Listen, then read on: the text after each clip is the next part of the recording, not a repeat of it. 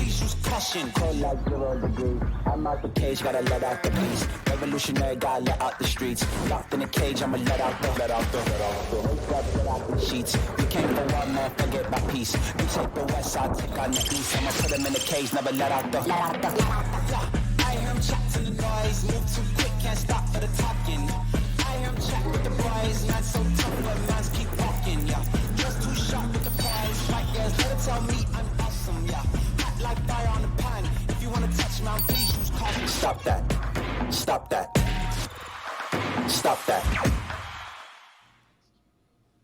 I am bumming that Stugotz is not here today. No offense to Amin and Gregg. I'm very happy to see them. But I wanted to see how it would feel to be obnoxious New York fan today after losing to Indiana and getting ransacked by Indiana. Like that, those turnover differences made Indiana feel like they're OKC, just being able to play in the open court like that. But before we get to all of the games here, things are moving fast during the playoffs.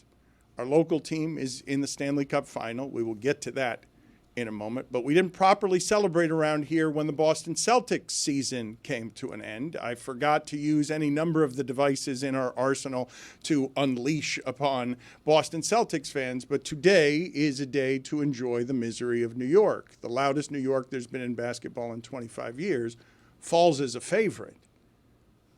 Falls as a favorite on its face when you did the hard thing. You beat Boston. Cleveland got taken out. And so what you did is, for the first time in 25 years, Knicks fans dared to hope.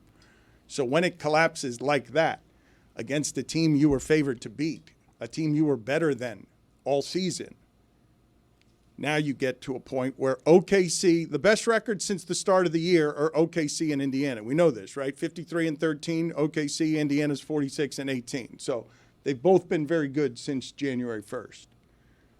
But I want to celebrate here, and Stugotz isn't giving me the right. This is delayed. This is a delayed celebration. This is the suffering of Boston fans. Find somebody who would represent New York so that we can just have Ben Stiller. Is it Ben Stiller's Where's face? Sam? We need that pound of flesh. That's some tears. You want Stugotz's tears. I don't think Stugotz's tears will be good. Sam Morrill's tears? Oh, my God. I don't know. Stugotz, you have to differentiate. The New York Jets beat the life out of Stugotz, but he honestly was putting all his emotion into the Knicks. I think he really bought – this is finally the year for the New York Knicks. I don't buy it. I buy it. I don't buy it either. At times I question, does he actually watch Knicks basketball? Is this all a put on? Does he even really care? Is he capable of giving us the suffering if he really didn't sweat it all that much? It'd be great if he were here to talk about it. He will not be today, unfortunately, contractually, but he will be here tomorrow. God Bless Football coming soon to a podcast near you. Billy, what are you doing? Stugotz Tuesday. Taking inventory of the studio, and I noticed the God Bless Football tile disappeared, and it was replaced by a Nothing Personal with David Sampson tile, which is interesting. Significant. Congratulations on your very busy weekend of destroying God Bless Football with David Sampson. Is that the name of the podcast? Yeah. According to Awful Announcing. Well, via Stugotz directly. Oh, Awful Announcing. What happened? You're going to have to inform me. I'm not informed here. Oh, you didn't see it? Awful Announcing runs with the story. Stugotz blames David Sampson and Dan Le Batard for God Bless Football no longer being a part of Metal Arc's lineup. Wow. I mean, to be fair, the tile is gone and it's replaced with Nothing Personal. Well, that was what Dan was doing all weekend. He physically removed the tile with David Sampson. Did he throw the tile? So wait a minute. I'm being blamed. That's right. For who else? That's right. For what? God Bless Football. For God Bless Football being independent and owned by Stugotz? That's right. For him negotiating that, you were to blame. Yeah, forced him out. Clear as day. Damn shame what happened. Yeah, it really is. Terrible. Mike Ryan mentioned the Ray Allen shot and the idea that people forget that there had to be an overtime after that and then another game after that. Some of the greatest examples of what Mike is talking about there is that many people don't remember that there had to be another game after Carlton Fisk's home run, that there had to be another game after Bill Buckner's error, that there had to be another game after the United States hockey team beat Russia in order to win the gold medal. What are the examples of that you can think of any more than the ones I just mentioned, of something in history that happened that was so seismic that you don't remember what came after it. You just remember the moment before it, because I think Halliburton's shot ought to qualify, because I believe those teams were relatively evenly matched. I thought that should be a 7-game series. I don't think it's ridiculous to think that the New York Knicks could go into Indiana and win a game, and Indiana could go into New York and win a Game 7 as well. But we're going to be denied that. I was expecting New York to lose at home in 7 because of how inconsistent they were at home all season and because of how unafraid Halliburton just generally seems, even as Siakam wins quietly, right? Is it possible to say possible to say quietly wins Eastern Conference Finals MVP for putting up 30-point game after 30-point game, and no one will be talking about Siakam after this series? He will be 3rd or 4th among the things you talk about. I wanted to get Amin's thoughts on that because it was a close vote. It was 5-4. Siakam gets it. It looked like Halliburton maybe expected to get it from his reaction. There's no maybe. Or was that a put on? So at first I said, oh my God, he thought he was going to get it. Then I remembered when we went to the screening for Friendship, they had a whole panel before, and there's a big buildup. And I can't remember whether it was you or maybe it was Carlos who said, our next guy is really big on social media and movies and stuff like that. Please give it up for. And as a joke, I did this right here. And then they called up the kid, superhero. What's his name? Superman? Soups. Soups. There you go. Soups. And I was like, oh. You are flirting with a penalty right now. Well, I don't know. Finish a thought. Finish a thought as a communicator. So I was communicating with him. So I sat back down. I did the little thing, and then they did it again, and I was like, this one, me. Oh, nope. And I sat back down. And it's funny. It's like a funny. I love doing that whenever they're doing the guy that this couldn't have happened without. Do a little one of So these. You think Halliburton knew? I think he knew. I don't think that was a genuine. Dude, he has his arm around someone, and then as they're like, and the winner, and he takes it off, steps forward, like, all right, this is my time. Sorry, man. Sorry, guy, I had my arm around. I need to go get my award. It's a funny move, man. I'm fairly certain there's a field producer telling them beforehand who wins the award so they can make sure that they're alert and ready to step into the mark. Yep. Billy, what are your thoughts here? Does anyone have any thoughts here? These are two very different things. If Halliburton is doing this as a joke, it's one kind of funny. If he's not doing it as a joke, it's funnier. I mean, he's probably trying to be funny. I think he mimics everyone's celebrations. I think he just likes being a funny guy. All right. but as it relates to Siakam, I don't know if we have the sound of Siakam being testy with Gregg Doyel, because this is Siakam's worst public moment. I was there. Siakam, you were there for that? I was behind Gregg Doyel. All right. So we'll get to that in a second. But first, Roy, when are you going to pay your penalty here of having to stick an entire bag of Big League Chew in your mouth over the show here? I'm going to do it right now. Oh, no. Oh, God. All right, so it's the whole bag. Oh, man, this is not a good There's start. more? Oh, my God. Yeah, this is just the start. It's a giant bag. Now, Chris Cody tried to do this and failed. I don't believe that. He failed. He failed at putting something in his mouth. Well, he swallowed it. So. Oh. It's a lot of Big League Chew. I don't think it's safe to do the entire bag in your mouth at once, is it? I believe that whole bag will make it very, very difficult for Roy to speak after that. I like the idea that you don't think it's safe, like Roy's going to open So now a second person is doing it. This is a choking hazard. I'd worry about his teeth. Do we have a dentist on call? Oh, this is a dentist's dream. I feel like dentists give you bad advice so that they return business. You know what I mean? Like, oh, you should brush 3 times a day. When really you're just brushing the enamel off of your teeth. Like, I think that they give you advice that damages your teeth so that you come back for repeat business. I think you're 100% right. Thank you. I'm going to take the under on 100% right. Nobody's got a perfect mouth, according to a dentist. You could have a perfect mouth, and they're like, well, you have a little sign of a cavity in your lower right molar neighborhood, and I feel like once a week. I feel like once a week someone comes in onto their chair and they're like, "You have the perfect mouth." Never. I wish I could have 100 of you. Nope. I'm telling you, my dentist, Dr. B, great dentist. But for about 18 years, every time I see him, like, we got to get those wisdom teeth out. Like they're not a problem now. They get a commission on that. But they will for be. sure, They will be, and they haven't been a problem, ever. And you know what, Billy? To also bolster your point. Up until like 2003, when you take your kids to like the pediatric dentist, you know what they give them at the end? A lollipop. Yeah. What was that about? How about that? Keep them coming back. Yeah, ironic, isn't it? Yeah. like the iPhone or the Apple, where they're purposely they've had to pay money, right? Because Yes. they make products that are meant to break early so that you have to replace them The battery life and all that. Yep. Yeah. as a business model. Although famously they got sued for pennies on the dollar for Steve that. Martin. Yeah. In the 6 games versus the Pacers, Karl Anthony Towns had one block. One block. Oh my God. From the center. That doesn't happen very often. And he went the entire conference finals last year without registering a block, and it got him traded.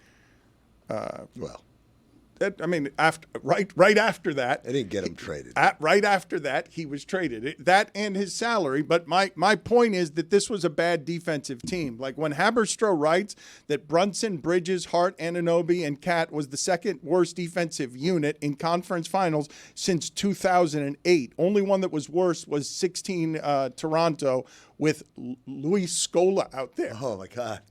Luis Scola makes me Blast. smile. Put it on the poll Yes. at Le Batard Show. Does Luis Scola make you smile? They seem to be a very flawed team, and I don't know if they're going to convince themselves that they're close. They spent a lot of capital on trying to get Bridges on their roster when they're actually pretty close right now.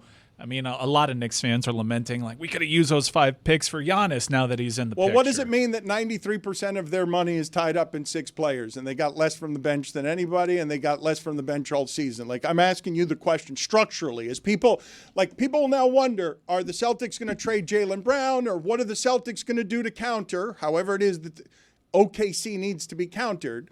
When I say the conversation today, goes very quickly. Roy, how much of that you got in your mouth so far? It seems like half the bag so far. When I say, that 93% of the salary is tied up in the 6 guys. Yeah, I think there's a glass half full kind of way to look at it, which is they've got 6 guys who are under contract that they don't have to worry about. Towns, Anunoby, Brunson, Bridges, Hart, Robinson. And that's a really good start. I think they could do better with their bench.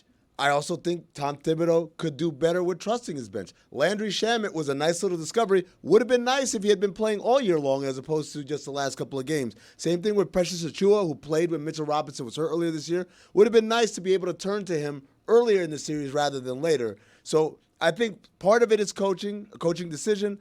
Part of it is they've got to get better at finding talent in the margins, because that's how this thing works. You don't pay everybody.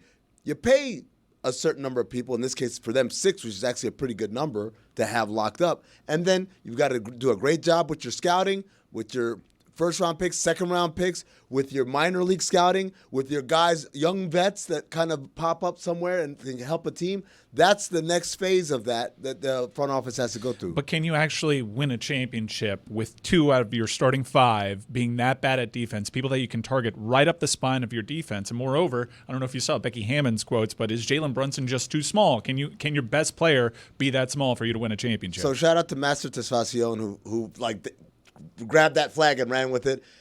You have to understand, when Master posts anything, there is a Dallas narrative underneath. So his narrative is that Jalen Brunson isn't that good because he was with the Mavs and the Mavs let him go, and now it's like, oh yeah, he's too small. Becky Hammond said that 2 years ago, right? That's all well and good. Also, they made it to the conference finals, and they were up in 3 of the 6 games, right, in the fourth quarter. So. Yeah, but what does that mean? They're not good enough, and they Right. needed Cleveland to get knocked out, and Indiana did all the killing, and Tatum got hurt. and they're not good enough. And Brunson's their best player, and if he's your best player, that's about as far as you're going to go. This is the revisionist history that you were just talking about with they did win the majority of the Right. games in that series with Tatum on the floor. Right. Well, yes. They were up 3-1 with Tatum, and this thing was crumbling for Boston. And then Tatum got hurt, and then they had one win of the pride win, and then they lost in Yeah, game. but what are we doing? Explain to me what we're Here's the doing. point. With, I'll explain it. You don't have to preamble. I'll explain it. They're good. Guess what? Only one team wins. Right. They fell. They fell because Indiana had a better game plan and they executed the game plan better. It's not because the Knicks clearly were out talented. No, it's not a talent issue. It's not. Nobody's saying it's a talent issue. Saying they're not good enough to win with Brunson. They just lost to a 5. Okay. They lost to a 5. Just explain how. And they're a 3. They beat one of the 2 that were better than them, but maybe they're better than Cleveland next year. And maybe they're not better than Cleveland next year. And I don't know where Giannis ends up. But when we're talking about Boston realized during this year that they might have to make a change while watching what OKC was doing. A structural, architectural change.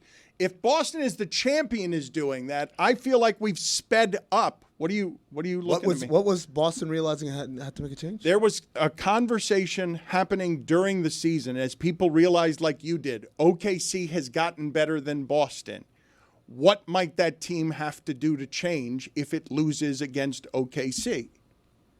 No, that's not a conversation that was happening. So it's a conversation that's happening now, is it not? It was a conversation that was really tied to the purchase price because they had to avoid the luxury tax. It was all a money conversation. Okay. It has nothing to do like, oh my God, OKC's really good. Their elimination has changed it, though. Yeah, well, of course, and Tatum being hurt and being out for the next year changes it. There's a lot of stuff that is accelerated because of the circumstances. Most of them are financial. It's not a basketball like, oh my God, they're so great, we have to change. My Number one. point. Hold on. Number two, because I have to correct something else you said. Indiana was a 4 seed, not the 5 seed. Number three, Indiana had the best record in the NBA outside Oklahoma City from January 1 on. So when you frame it as, oh my God, the Knicks should. No, they shouldn't have. They shouldn't have. That was a great team that they played. They were also only one game worse than Knicks record-wise for the season. There you go. There are 3 teams in the conference, I can argue today, are better than the Knicks. At least 3. And I don't know what Philadelphia's going to be. I understand if no one trusts anything regarding Joel Embiid. But I do believe that when a season ends, you can either say that you believe, oh, they're good enough as is, and they can add a thing. Or you say, they need to add something better than Brunson. And Brunson is plenty good, but they need to add something structurally that changes their fortunes because 93% of the money is tied up in 6 guys. I mean, and I do believe it's fair to have a structural conversation about the Knicks today. I agree. I mean, we've seen teams, Carolina in another sport is kind of the same way. Are we good enough? We made it to the conference finals, but then when you peel it apart, well, the conference finals are a little kooky in that sport. You can make an argument that the 4 best teams are from one division that you totally avoid. New York has been in this position before, and they traded away popular players, Hartenstein, DiVincenzo, guys that were really making contributions, and they realized that they have to be aggressive. Now, it's a bit different because they have a hand tied behind their back because they just gave up 5 picks for Bridges. Yep. They don't have the same kind of flexibility that they had before, but they got rid of Julius Randle when most Knicks fans were celebrating in the streets thinking that they were close, but they recognized and they were self-aware enough to know that they weren't actually close. So Hartenstein, they didn't give him up. The rules said, we can only pay you this much, and Oklahoma City said, we'll pay you double. So that wasn't a choice. If it were up to the Knicks, they would have kept him. The Bridges trade, that's if you want to pick on the Knicks front office, that's where you go. Because at the time I said everyone was, it's the power of friendship. I said, it's not about friendship. It's a Toyota Corolla. You don't pay $500,000 for a Toyota Corolla, even if you know there's $1 million in gold bricks in the trunk, because it's still a Toyota Corolla, right?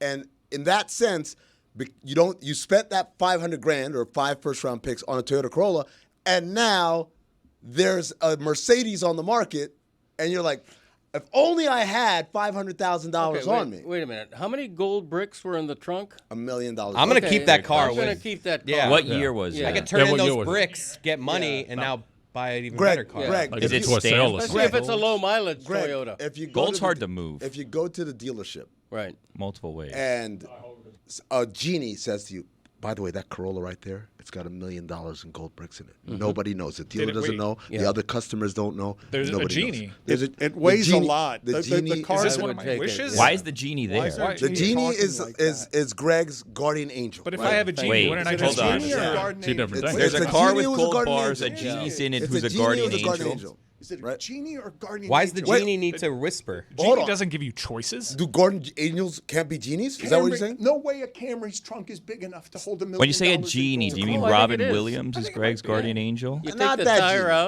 you That's a got little plenty bit of of room. It's going to be weighted to the floor. It's going to be. You're going to know there's $1 million. You're not going to be able to drive the car. Put it on the poll at Le Batard Show. Can you move a Toyota Corolla? Can you drive a Toyota Corolla that has 1 million pounds worth of gold weight? $1 million pounds? No. Pounds, Pounds? not dollars. No, not dollars, pounds. not pounds. That Dollars. way- Yeah. Governor, this Now ain't- we're talking. This isn't the South End, in it? Forgive me. In it? Forgive me. I love it. Wait, hold on. I got to do my Tom Hardy. You got to keep talking like this. See, Kev, me and the arrogance, we've got a problem, ain't it?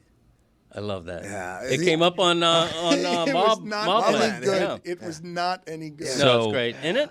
I did some research. In today's market, $1 million in gold would be 516.65 pounds. So you Nothing. could. That's Light nothing. work. Yeah. It's like Oh, I two thought dead it was bodies heavier. in the My trunk. bad. My bad. I thought Light work. I thought it was heavier than that. My bad. Roy, you have the entire pack of Big League gum, Big League chew gum in your mouth now? Yes, sir. Yes, All sir. right. Oh, wow. So That's really good. are you chewing it, or you just put it in like It's behind my tobacco? cheeks right now. Okay, but have you chewed it? Have you made it inflate in your mouth? Yes. Okay. Can you give us your best Stanley Cup preview here as Edmonton faces the Panthers in a rematch of last year's final? As Paul Maurice says, this is the best team he's ever coached. This one right now. Yeah, he's absolutely right. It's the deepest and has the most talent on the team. I believe that the Panthers will win in 6, but I won't be surprised that this series goes 7 games. It's going to be a big blow to the Oilers that Zach Hyman is out for the season, but they still can, make this a 7-game series. Stuart Skinner has been consistent over the last series versus the Dallas Stars. We'll see if the Panthers will put traffic in front of him and get deflections past him. But it's going to be a close series. I think the Panthers will take it. All right, stay on here. I want more analysis from you, faster and more. Edmonton is 12-2 in their last 14. They started the postseason.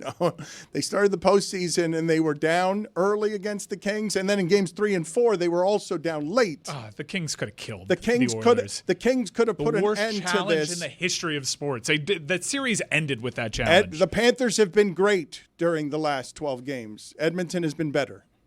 Especially on the road for the Panthers. And they are going on the road for this series. The Oilers have a home ice advantage in this series, and I think the Panthers will take full advantage of that one. The Hyman thing is huge.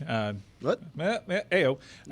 But what Bob struggled with so far this postseason, what certain teams were affected, Toronto mainly, until Mikkola woke up and realized he had to get ultra physical, is putting a big body in front of Bob, screening him, making it tough to read the puck. Zach Hyman, that's what he does. They call him Shaq Hyman. He scores all his goals inside of 1 feet.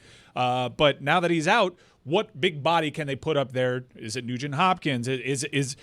He's very effective at that, even when he's not scoring goals for them at the same clip. This is a former 50-goal scorer, so Florida's benefiting from this injury, no doubt. Corey Perry is going to end up in front of the net as well, and he's been getting his goals that way. Yeah, he's been very good for them lately.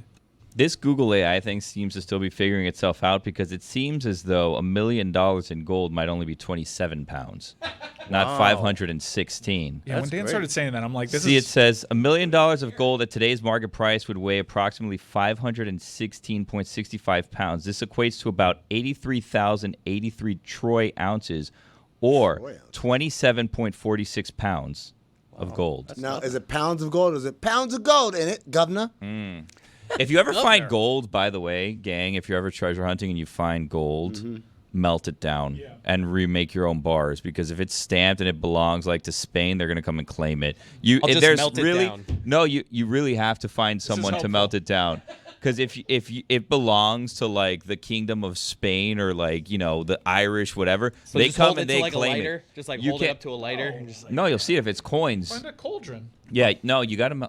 Guys, I'm trying to help you No, here. no, well, it's no, really no, a no. curse to find gold because they come and they claim it, and you really get nothing out of He's it. right. You ever seen the movie Thank The you. Score I'll with just Robert find De a Niro? cauldron. Robert De Niro and Ed Norton, they get it and then they melt it down and they make it into like the bars on the ship. Hey, and everyone Norton. thinks it's just golden. What was that, Greg? Hey, Norton. Yeah, no, I heard that. What No, is it? Greg's right though. Oh, it's Ralph Cramden. Honeymooners. Yeah, the honeymooners. Honeymooners. Yeah. Hold on a second, Greg. Roy, can you stop chewing gum long enough to get the Back in My Day live here so that we can now get on a Monday Greg Cody's live rendition of Back in My Day, where he tells us the inside reference that he was making there to all the 90-year-olds who are listening to our podcast. Roy got it. The Honeymooners started airing in 1955. Yeah, no. So Yeah. at Le Batard Show is the poll question: is it really a curse to find gold? I liked his perspective on that. Well, They always come back and claim it. You don't want to if you find it, don't tell anyone, number one. And then two, melt it down and make your own gold because you're not going to be able to do anything with it. That's when you need to start researching the black market and how you move gold on the black market. I don't even know how you would do it because the internet these days. You search, how do I illegally move gold on the black market? They'll find you. Roy, you're giving me the thumbs up there. Launch.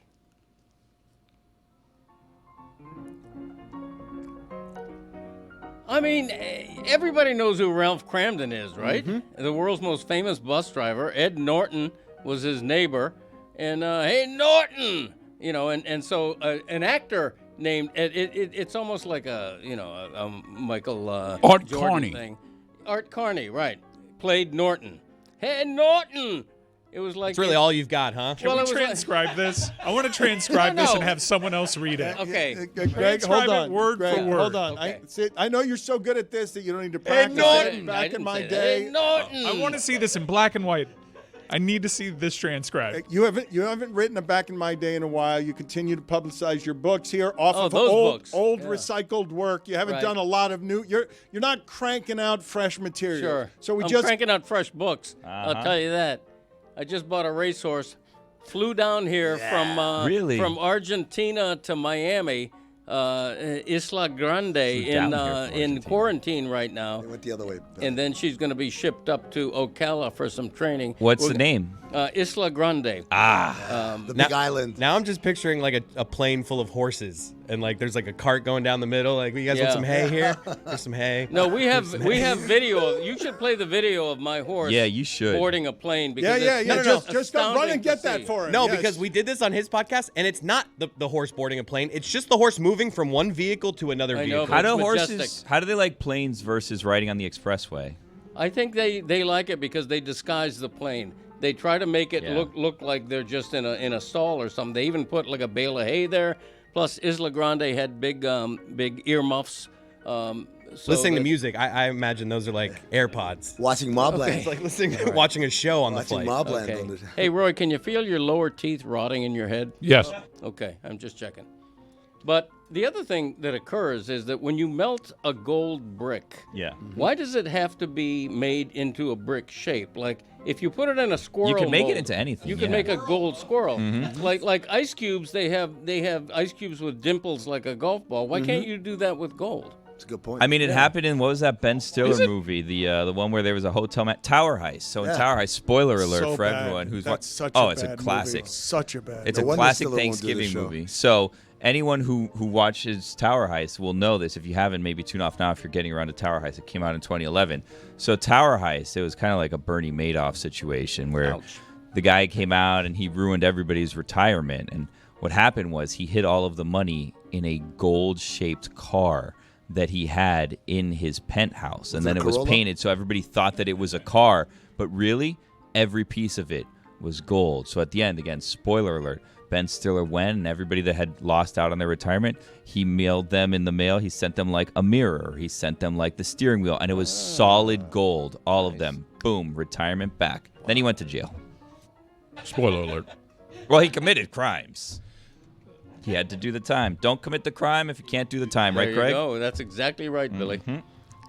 Only bet what you can afford to Anyway, lose. Yep. Greg, we were on the honeymooners, but first, I'd like to just retreat for just a moment. I'm the truly ignorant one in thinking that $1 million in gold would be heavier than it was. Yeah. I mean, you came up with like a crazy poundage. I did. Yeah, I you did. said it weighed 1 million Yes. pounds. I mean, which gold is is a third. famously very He valuable. said the car wouldn't be able to move it. What do you think weighs more, 1 million pounds of gold or 1 million pounds of feathers? Ooh, good question. Yeah, it's- Wait, is it $1 million of $1 gold? million, sorry. Thank you. I was Here. just all right, it's $1 million, Governor. So In it. put it on the poll. Is it really, I know we put it up already, is it really a curse to find gold? Because Billy is maintaining, I just want to make sure I've got this right.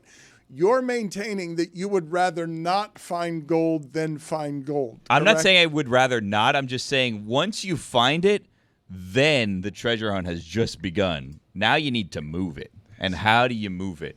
Hey, by the way, friends, fun fact, Greg, because you mentioned the honeymooners. How many seasons do you think it had? I would say 6. It had 39 episodes. That was it. up. Yeah, but 39 nowadays that'd be 5 seasons. episodes. That's a good point. Yeah, 39 episodes. 39 episodes. This show's been so ADD that I've been trying for 20 minutes to legitimately get in with the Bartman game. That was a game 6. A whole nother game had to be played after That's a that. good one. That's a fine. That's an excellent one. Yeah, it is.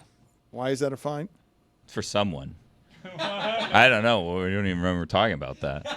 Yeah, the Barman game. That Yeah. fits. Yes. I was actually going to say Herb Brooks, who's in the Herb Top 20 Countdown on my podcast, because We're in the top 10, by the way. because everybody. Wait. So it's 20 herbs? Yeah. Dad, you want to give him the? No. I saw this through? the other day. I will continue to tell people that what Yeti and Chris Cody are doing with Greg Cody on very low budget is That's the truth. is fun and funny, and it's a ransacking. And last week it was top 20 herbs. Well, it's every week. We revealed this week was, I believe, what, 8? I think Well, we were down to number when 7. I yeah. cheered when cilantro was number 6. Not to spoiler spoil it, alert. not to spoil everything for everybody. Yeah, Time. Come on now. Time was already used, I believe. Oh, okay. I don't believe it was. Okay, so There's still check time Oh, that's for that. Rosemary. My bad. I'm thinking of Yeah, Rosemary. right. Still time for time? There's still time for that. do you realize how your honeymooners back in my day was? Do you want to give it another crack on what the honeymooners was, or did all you have was Hey Norton to take us back to this 39 episode run through one glorious season of the honeymoon? Well, that's how it came up. Was Hey Norton. It Hey, was, Ruffy. Right, and then we asked Yeah. you to elaborate, and you Yes. keep So going you back really- to, so- hey, Norton. So, do you know anything about the honeymooners? Because back in my day, there was a television show. Right. It was black and white. It only had 39 episodes. Do you remember how to do back in my day? I do. But the honeymooners, the whole riff was Ralph being annoyed by Ed. Okay, so Ed would like the classic scene was where he's teaching Ed Norton how to hold a golf club, and Ed Norton, instead of taking a swing, he just They're better. They're better when they're written. Check out his book. Yeah. Back in my day, The Chronicles of Recycled Corned Beef Hash, with Greg Cody. Thank you. It's a great Father's Day gift. It is, now that you mention it. Are you not fascinated by the way this man's brain works? So Because is the I'm part of the lion. fascinated. Yeah. Well, I will tell you, there is one thing I am fascinated by, and thank you for bringing it up, because if you hadn't brought it up, it would have escaped my attention. Since singing in Las Vegas, Diva and Ego has consistently come to Greg Cody, who now thinks he's the star of every show he's in. Yeah, I did carry Vegas. Agreed. Yeah. Agreed. So that you guys may have noticed this, because it made Mike laugh out loud in the other room. When he shot out his left arm because he was about to give off some material, like because he had a line or two for the audience and he was winding up, Yes. that's Greg feeling himself Damn on, right. look out, here comes some of the good 100% Yes. pure, don't melt it down like gold, Greg Cody. You get me. It's Hee-haw, there it is, ladies and gentlemen. Makes no sense. So Tom Cruise and Father's Day, I link these two. I love this. I link these two because as Father's Day approaches, Tom Cruise had the single most Tom Cruise answer to what I thought was just a lobbed question at the red carpet from a celebrity interviewer. It's not meant to sort of rummage around in his past or whether or not, or ask him whether he loves his kids or not. But what a shocking answer to this question, the most shocking I've heard on a red carpet to this kind of question. Also, I got to ask, Father's Day is just around the corner. What would an ideal Father's Day look like for you? Hey, just having fun, man. Making movies, big adventure, having a great time. He is not seeing those kids. I don't see what's wrong. That made me sad. There's sadness there. Why is he treating Father's Day the way that Bill Belichick would treat Cincinnati on his schedule? Play that again, please, because I was just simply shocked by this answer.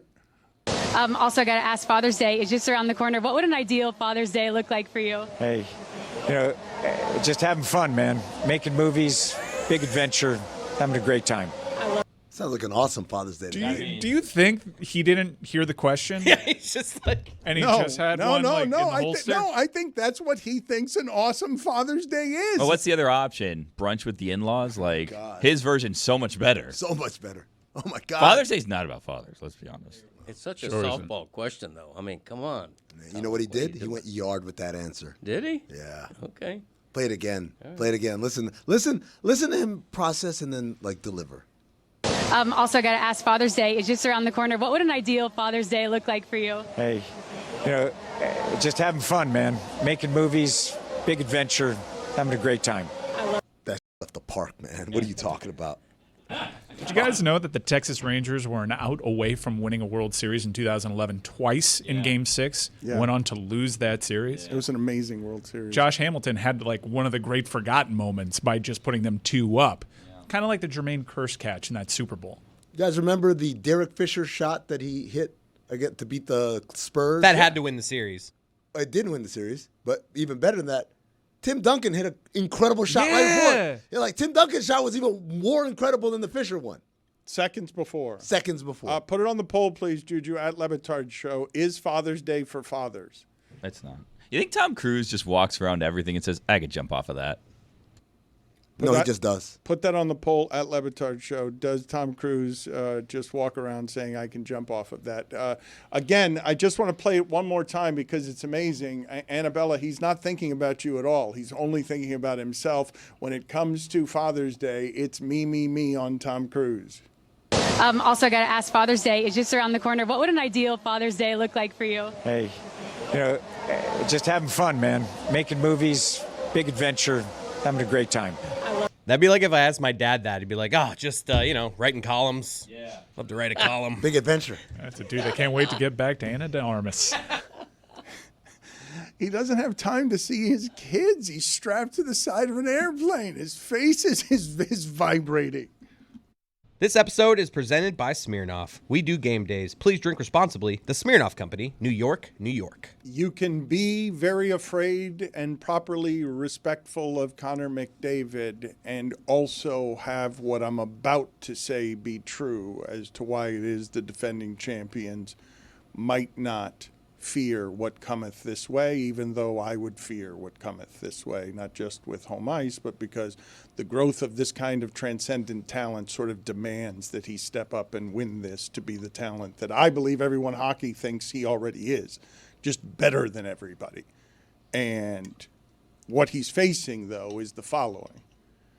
It is a franchise that not only took out and beheaded Tampa and all that it was, but made Boston and New York go about doing a different kind of business, and now has Toronto's GM saying, we need to change our DNA because what we are isn't what they are. And so now you're slicing through the top of the toughest conference with the deepest team Paul Maurice has ever had. If Connor McDavid is to be the champion I believe him to be, that his greatness demands, he will slay this giant, but it will be a giant he slays. They're every bit as good as each other, except they have the better player, but Florida's plenty happy with the best player they've got and the soldiers behind him, because this thing is deeper than what beat him last year, but he's stronger than what he was last year. No, I think Edmonton has the 2 better players. They have the 2 best players in the world. However, the Panthers have the better team. Now, the Achilles heel in this situation is Florida giving up stretch passes. So if Connor McDavid or Leon Draisaitl gets behind the Panthers defenseman, I mean, that's going to be a breakaway one-on-one situation against Bob, and that's not going to go over too well. It's not like it's the Maple Leafs or anything. This is Connor McDavid here. But how about the quote, though, from Toronto's GM, we have to change our DNA? It's obvious. But what you're leaving in your wake in Carolina and Toronto, I don't think Carolina gets a message ever. What are we leaving? Let's just run it back. Rod Brindamore always is like, we're this close. And I'm like, thank you, Rod. I love how Carolina approaches everything. God bless the Carolina Hurricanes. Keep running it back. You guys are close. Amin had the proper tone with the Knicks when he says, they were very good. Why do we have to immediately change the architecture? Well, the why is Carolina and Toronto had some of the best teams they've ever had, and it wasn't good enough. They had teams good enough to hope that this was the year, and it was taken out by the defending champion in a way that's so overt that you have to change the way you're doing the entirety of business because they've passed you. We know how competitive these things are. So when it's these 2 teams They just buzzsawed through the playoffs. I know that Toronto took them 7 games, but the playoffs are generally pretty hard. This, all intents and purposes, 2 pretty easy paths for somehow. I'm not saying the teams weren't good. I'm just saying to go 12-2 through one conference and to go through, tested once by Toronto. You ran through the conferences to get to. These are clearly the 2 best teams. Like you ran through the toughest division, certainly in hockey, and I think the divisions. I really hope the NHL goes back to 1 through 8 best records in the conference, because you have a situation with Carolina where they've just tricked themselves into thinking they're the second best team in the conference when they're not. I don't even know if they probably get a wild card if they're stuck in the Atlantic. And by the way, if you ranked that series, if you rank the teams in the Eastern Conference 1 through 8. First round matchup would be Carolina and Florida. I bet you that 5-game series loss would hit a hell of a lot different if it just so happened to be in the first round. I mean, the regular season really didn't matter. I mean, both the Panthers and Oilers kind of rested up for this playoff, and the Panthers really needed that rest because we saw Matthew Tkachuk in the Tampa series come out and did what he did. During this 4-year run, it's a pretty amazing way that the Panthers have gotten to the playoffs and then 3 consecutive finals, because they've done it all. They won a President's Trophy, and they realized second-round exit at the hands of the Tampa Bay Lightning. We're not good enough. Let's trade the face of the franchise. Then they squeak in as an 8th seed, do it all on the road, get to a final broken, and then they are the best team in the sport. Well, not President's Trophy, but have home ice throughout the Eastern Conference. And this one, they decided, you know what, we're just going to be road warriors the entire postseason. They can beat you any type of way, and they can get to the final any type of way.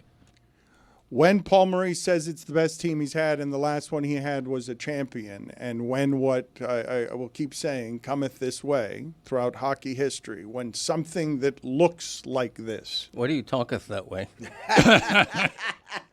Because there are like 4 guys historically who can be feared the way this one is. Where he's the fastest skater ever. I mean, he's one of the greatest players ever. I got to say, hats off to you guys, because a lot of Panthers fans were worried about what you guys would do with your Stanley Cup preview. Just run it back, called the best player in the world who's already plenty pissed off, overrated. I'll give my dad time. Yeah, I mean, we get it. He's got to win the cup for you to crown him one of the greatest of all times. But I think it's very clear who the best player in the world is right now. Yeah. If you want to rank him against Ghost, that is your prerogative. And if you want to frame the discussion that way, I guess go right ahead. I don't know how it serves it, because that guy, I don't like the look in his eye, and I don't like the way that he plays hockey. Billy, that guy's a demigod. All right, can you help me here, Billy? Because Mike's trying to cut us off at the knees before we even get started. Greg Cody, it wasn't just Vegas that made it all go to his head. Greg Cody made himself the center of the Stanley Cup final. He made himself the center, the star media personality, calling Connor McDavid overrated last year, infuriating Mike Ryan. You guys got so serious that you thought my billboards were going to jinx your team, that everybody ran diarrhea themselves, not allowing me to do some things because Mike didn't want us blamed for ruining the Stanley Cup final championship run because we had to get Greg Cody more attention. Yeah, silly superstition. Yeah. They blew a 3-0 lead. We were all panicking. Well, not me. Asinine that would be the situation. Well, we Luke were over in. here was fine. My ass was inside my chest. Okay, Connor McDavid is the fastest skater in this series. Yeah, There's but no Billy question Hamilton about was that. the fastest player in baseball. And would that get him? There you go. That's a very good point by Thank you, Billy. Greg. As always, Billy. No one ever said he's the greatest of all time because he's the fastest. We've been hearing for 10 years now, not 5 years, not 3 years, for 10 years. We've been hearing how great Connor McDavid is. He's not a two-way player. And he is. The best two-way player in this series is named Alexander Barkov. Thank you. Okay, McDavid has to win a championship, or he can't be. You can't keep calling him Jesus and the chosen one and this and that. You can call him McJesus. That's all right. But I mean, he won the Conn Smythe last year, best player of the postseason. While you were calling him overrated, it's fine. I get it. To be an all-timer, to be on the Mount Rushmore, he's got to win a Stanley Cup. That's great. We don't need to make it a narrative. I think he's crystal clear that he's chasing ghosts. But he's the best player in this series. He was the best player in the series last time. It's ridiculous to give the Conn Smythe to a player from a losing team. Yep. It's just a mockery. It's happened Can't do before. it. He was that good. Nah, it's a mockery. No, it's a mockery. Right Thank now, you, he's in Billy. the class of Apollo Anton Ono. That's about it. Exactly. Also, he's not chasing ghosts. He's chasing Panthers. Hello. You got that right. I'm already Isn't it- here. Isn't I it? already said hello to you this morning. Oh, and he gave you the left hand, a little Elvis. You got a little. Oh, he look at it. He did a little wiggle, and he just got it. One thing. Look at him now. Hey, Norton. I don't like what's happening to my Norton. left. I don't like what's happening over here, Billy. I'm going to need you to corral some I'm of this. trying to help here. Okay, Art Carney. It doesn't feel like you're trying to help. Let me get a palate cleanser here. Give me the Testy Siakam. The show's been a little scattered today. Give me the Testy Siakam I asked for 40 minutes ago. Pascal, can you make sense of it for those of us who don't play this game at this level? Like, you know it was a mistake, and you're saying they played harder than you guys. You didn't fight them hard enough. How is that possible? What do you mean? How is it possible to not fight hard enough in game? What are you talking about? They played harder than us. It's okay. We played hard, but they played harder.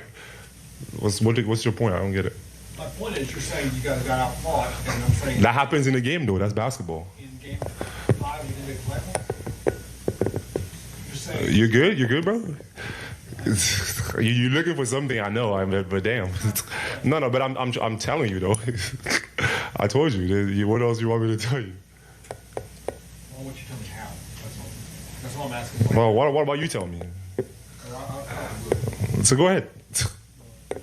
Who's this guy? Who's this guy? What's your name, bro? Oh. Did he know who he was? Was that like a? He doesn't know who he is. He doesn't know who he is because Gregg Doyel's a columnist, and columnists sometimes don't We're come to anonymous. games. Right. So I hear. Swoop in for the playoffs?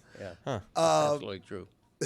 There's so many It things. used to be that if you were Pascal Siakam in your town, you would know who the local newspaper columnist is. You would know who that is. I would have no reason to think that Pascal Siakam is going behind the paywall at the Indianapolis Star to see what Gregg Doyel wrote about his 30-point performance. Why? He can afford it. Well, I don't imagine that these guys are going. All right, put it on the poll at Le Batard Show. Are the Pacers all paying for Indianapolis Star subscriptions? Yes. Vote yes. Maybe the team pays for all of them to have it. Support local journalism, There number you one. go. Number two, Klay Thompson used to famously read actual newspapers. There you go. In the locker room. We love that. By the way, Siakam, I thought, gave a very good answer, a very legitimate answer. I like an athlete who's willing to admit, man, we busted our ass. We played hard. They played a little harder. It's not a crime to admit that. So, I was there. But how? It's not a criminal. That's true. There's nothing criminal about it. But now twice, Amin has done this where I was Because I there. want to give you behind the scenes things about what happened there. He was and there. you guys just keep wanting to talk about other things. So the funniest thing is Gregg Doyel has his laptop in his lap, right? And as soon as he's done asking the question, the moment Siakam starts answering, this is the thing that doesn't come up on the broadcast. He is typing feverishly. You know that Kermit the Frog meme of him at the typewriter? That's exactly what it looked and sounded like. I'm like, how are you even hearing what he's saying? So he's like, how's that possible? Well, I mean, and I'm sitting there trying not to bust out laughing. It's a loud because laptop. it's so, dude, I'm going to try and recreate. I'm going to point my microphone. It's like this. Man, wow, jeez. Poor laptop. That's exactly what it sounded like. It's also an older laptop. That's Ira Winderman's move with the Heat. Sounds You like always a hear drum him beat. clacking away during it the was question. clacking like it was a typewriter. Yeah, you have to. Number two, the rest of the press conference, he kept making passive-aggressive comments. I mean, Siakam did about playing harder. Sometimes that happens in NBA games, and he stares at I him. love that move. Number three, do you guys hear what the dismount was? Read about it tomorrow. He said this, and he didn't make eye contact. He just kind of kept typing, and he was like, well, you read about it tomorrow. And I said, whoa.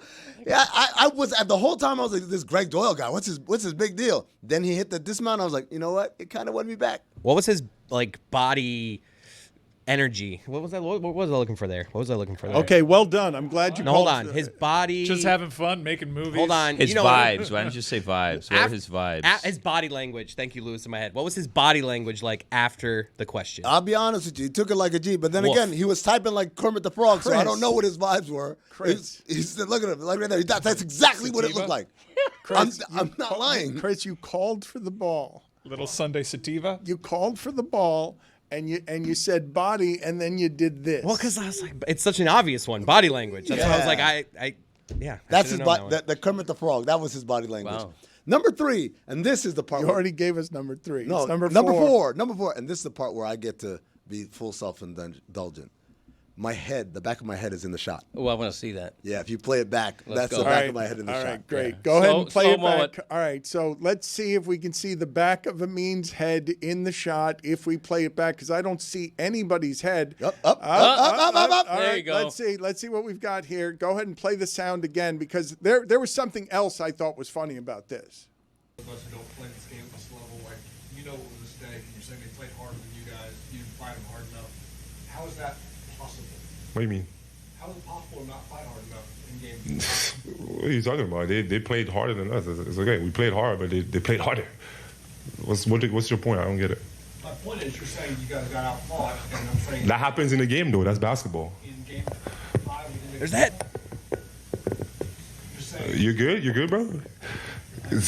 You looking for something? I know. But damn. No. But I'm telling you though. I told you. What else you want me to tell you? I want you to tell me how. That's all I'm asking. Well, what about you tell me? So go ahead. Who's this guy? Who's this guy? What's your name, bro? Oh. That's me turning my head back and forth, Yes. like, because I'm like, is this really happening right On now? the scene. To check out his body. Yes. Unmistakably This your is head. the reason that I found it funny, though. For how long do you imagine that Pascal Siakam has been interviewed after games? 15 years? Or 10 years? About 10 years, yeah. 10 years going back. For 10 years, he's been trotting out, they just played harder than us. Never expecting a follow-up. Never expecting any damage to be done, just they played harder than us. I've been saying this for 10 years, and you know what I've done? I've ridden for 10 years as Pascal Siakam. Nobody cares what I have to say about anything because I just say they played harder than us, and it's okay. And he wasn't expecting a follow-up, and it's a good follow-up. Well, how is that possible? He doesn't know, or they wouldn't have gotten their asses kicked in that game. How long has Gregg Doyel been a columnist? 20 years? Yeah, a 25? long time. Long yeah. time. He got in trouble with the Caitlin Clark thing, comments. Yeah. How long has he been where it took him to figure out, I'm going to ask the follow-up about playing hard? Like an old dog. No one knows ever. new Well, tricks. no one ever does, though. Why would Exactly. they? We have accepted they played harder than us since it was invented, and we go on our merry way. No one's ever been brave enough to ask how. How is that possible? Why would they play harder than you? See how it's done, Dad? You swoop in for the playoffs. You ask a tough question. You make some news. Gregg Doyel is very good at what he does. I support him entirely. Is it 1G or 2Gs? Entirely? 2 Gs. We don't like that. Ooh, we don't like that. We don't like the 2 Gs. No. Entirely? You support him on the Caitlin Clark thing, or you No, don't no, remember no, that and He did defend controversy? him there. No, he went overboard with the Caitlin Clark Leary kind of comment, and he admitted later that he was very wrong. So it's not 100%. You don't ride with In this Greg case, Doyel. I do. I thought his follow-up question was very legit. I love the question because then the real answer after that is, well, they care more than we do about their jobs. But he said not, though, Siakam, to his credit. Well, he didn't want to follow it up with. The real answer would be what? Yeah, we were playing in New York. We knew we were coming back home, and the game didn't matter that much to us. So all of a sudden, all of our players played poorly. Every last one of them. Now, the funny thing about that press conference, I don't think it reveals, but, I told Juju the other night, because I was there, him and Halliburton, they were incredibly relaxed for a team that got its ass kicked, and now we got to go back and win the game 6. Usually in that situation, you got a player say, hey, we got to win back at home because we're not going to come back here. And all. No, these guys are like, we got it. They seem so confident. I was thrown off by it. And so I know that exchange, he got a little irritated. I think it was because Greg kept going after him over and over again. But overall, his demeanor in that press conference was super relaxed. And what we saw on Saturday, I was like, oh, yeah, it makes sense. They knew they had this. I don't believe that Indiana has any chance in this series, but if they do, we're going to have to rethink how we thought about Pascal Siakam. Because So are the Miami Heat. Yeah, Kawhi Leonard is going to get credit for winning a championship without any help, even though this man was at his side, and he was a problem in this series. Like his physicality, even in a game when the Knicks were coming through and it was just knees to the junk. Knees to the junk. We're going to come in knees to the junk. Pascal Siakam was a handful for everybody. Like he was He was a franchise changer to a degree. I mean, I know Halliburton came online, but you acquire a Siakam to further aid in the development of a superstar.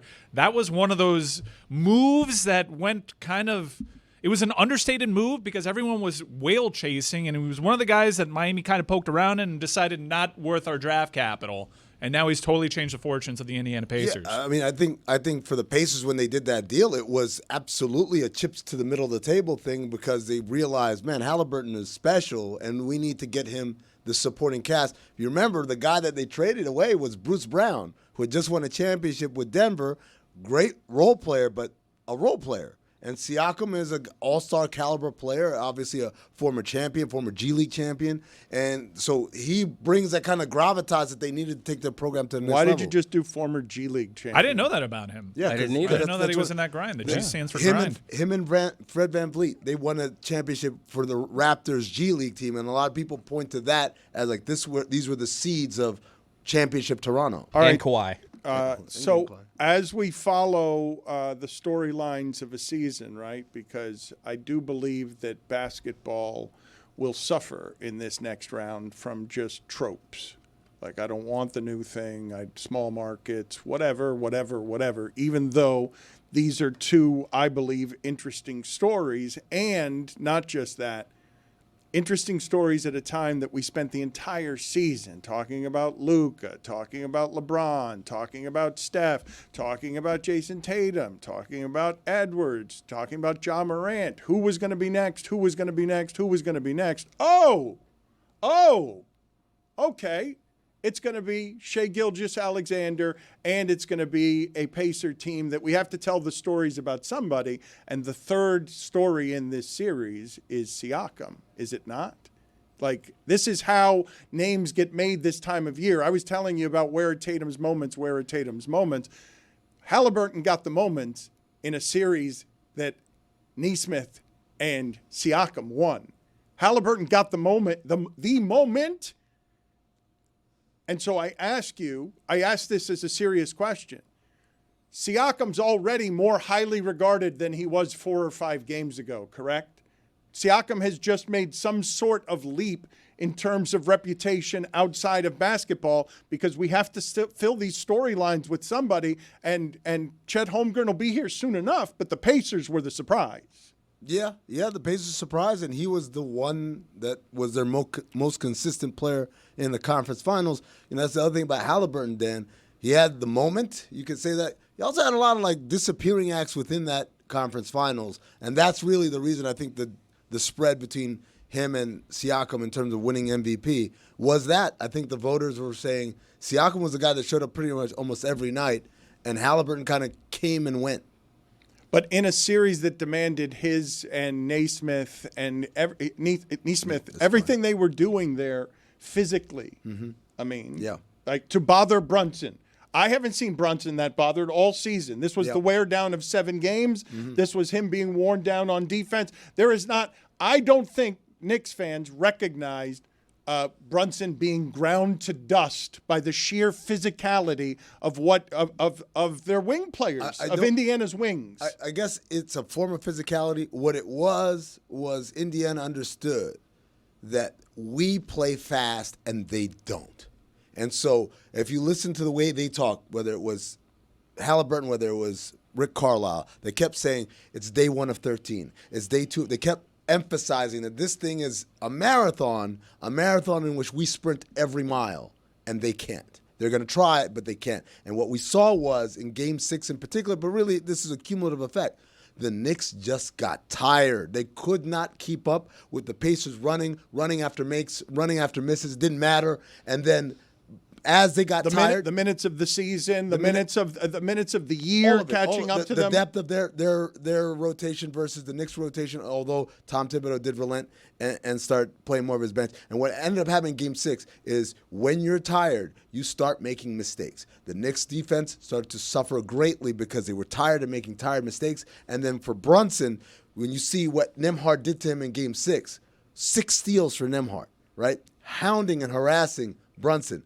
That, again, is the cumulative effect of, boss, I'm tired, man. I don't have anything more, and the Pacers do. And that's why I kept saying, it's first of all, the talent level wasn't that disparate, but more importantly, the Pacers had a more effective game plan and they executed. I'm curious whether or not you guys are going to get swept up in the sheer athleticism of what we're talking about. Where Chet Holmgren, best rim protector in the league by percentage, says identifies as athlete. Doesn't say he plays a position. Says athlete is what he plays. He's got that team is youthful, has uncommon swagger, and both styles are fun. And we can say youthful, right? Yeah. Siakam is an elder. He's the wise elder. Miles Turner's also been around for a bit. Yeah, Miles Turner. How about Miles Turner? Like, imagine every day hearing your house is going to get foreclosed, and then like the bank put it off a little bit more, and then one day you're like, you know what? Not only is it not getting foreclosed, here's some cash. Can I ask you this question? I've always liked Miles Turner as a player, Yes. and always Miles Turner is available, and nobody seems to want him, and I don't totally understand. I think he is the perfect whatever. There's an intersection of lines of like value versus desire and stuff, and he is the exact level of good enough for everyone to want, but not good enough to demand the price that they're asking for. And so that equilibrium point is where he lives. Almost getting traded, but not quite. Hold on a second. How does he fit in this series too? Okay, so I'm glad you asked this question because I came up with this remarkable theory that the Indiana Pacers are really good. It's just that Oklahoma City is literally the same thing, but way better, right? That was like the Panthers with Carolina Hurricanes, not to go hockey. But that's also a recipe for Indiana to steal a couple games. Sure. So it's like Indiana says, we've got a center who blocks shots at the rim, and also he shoots threes.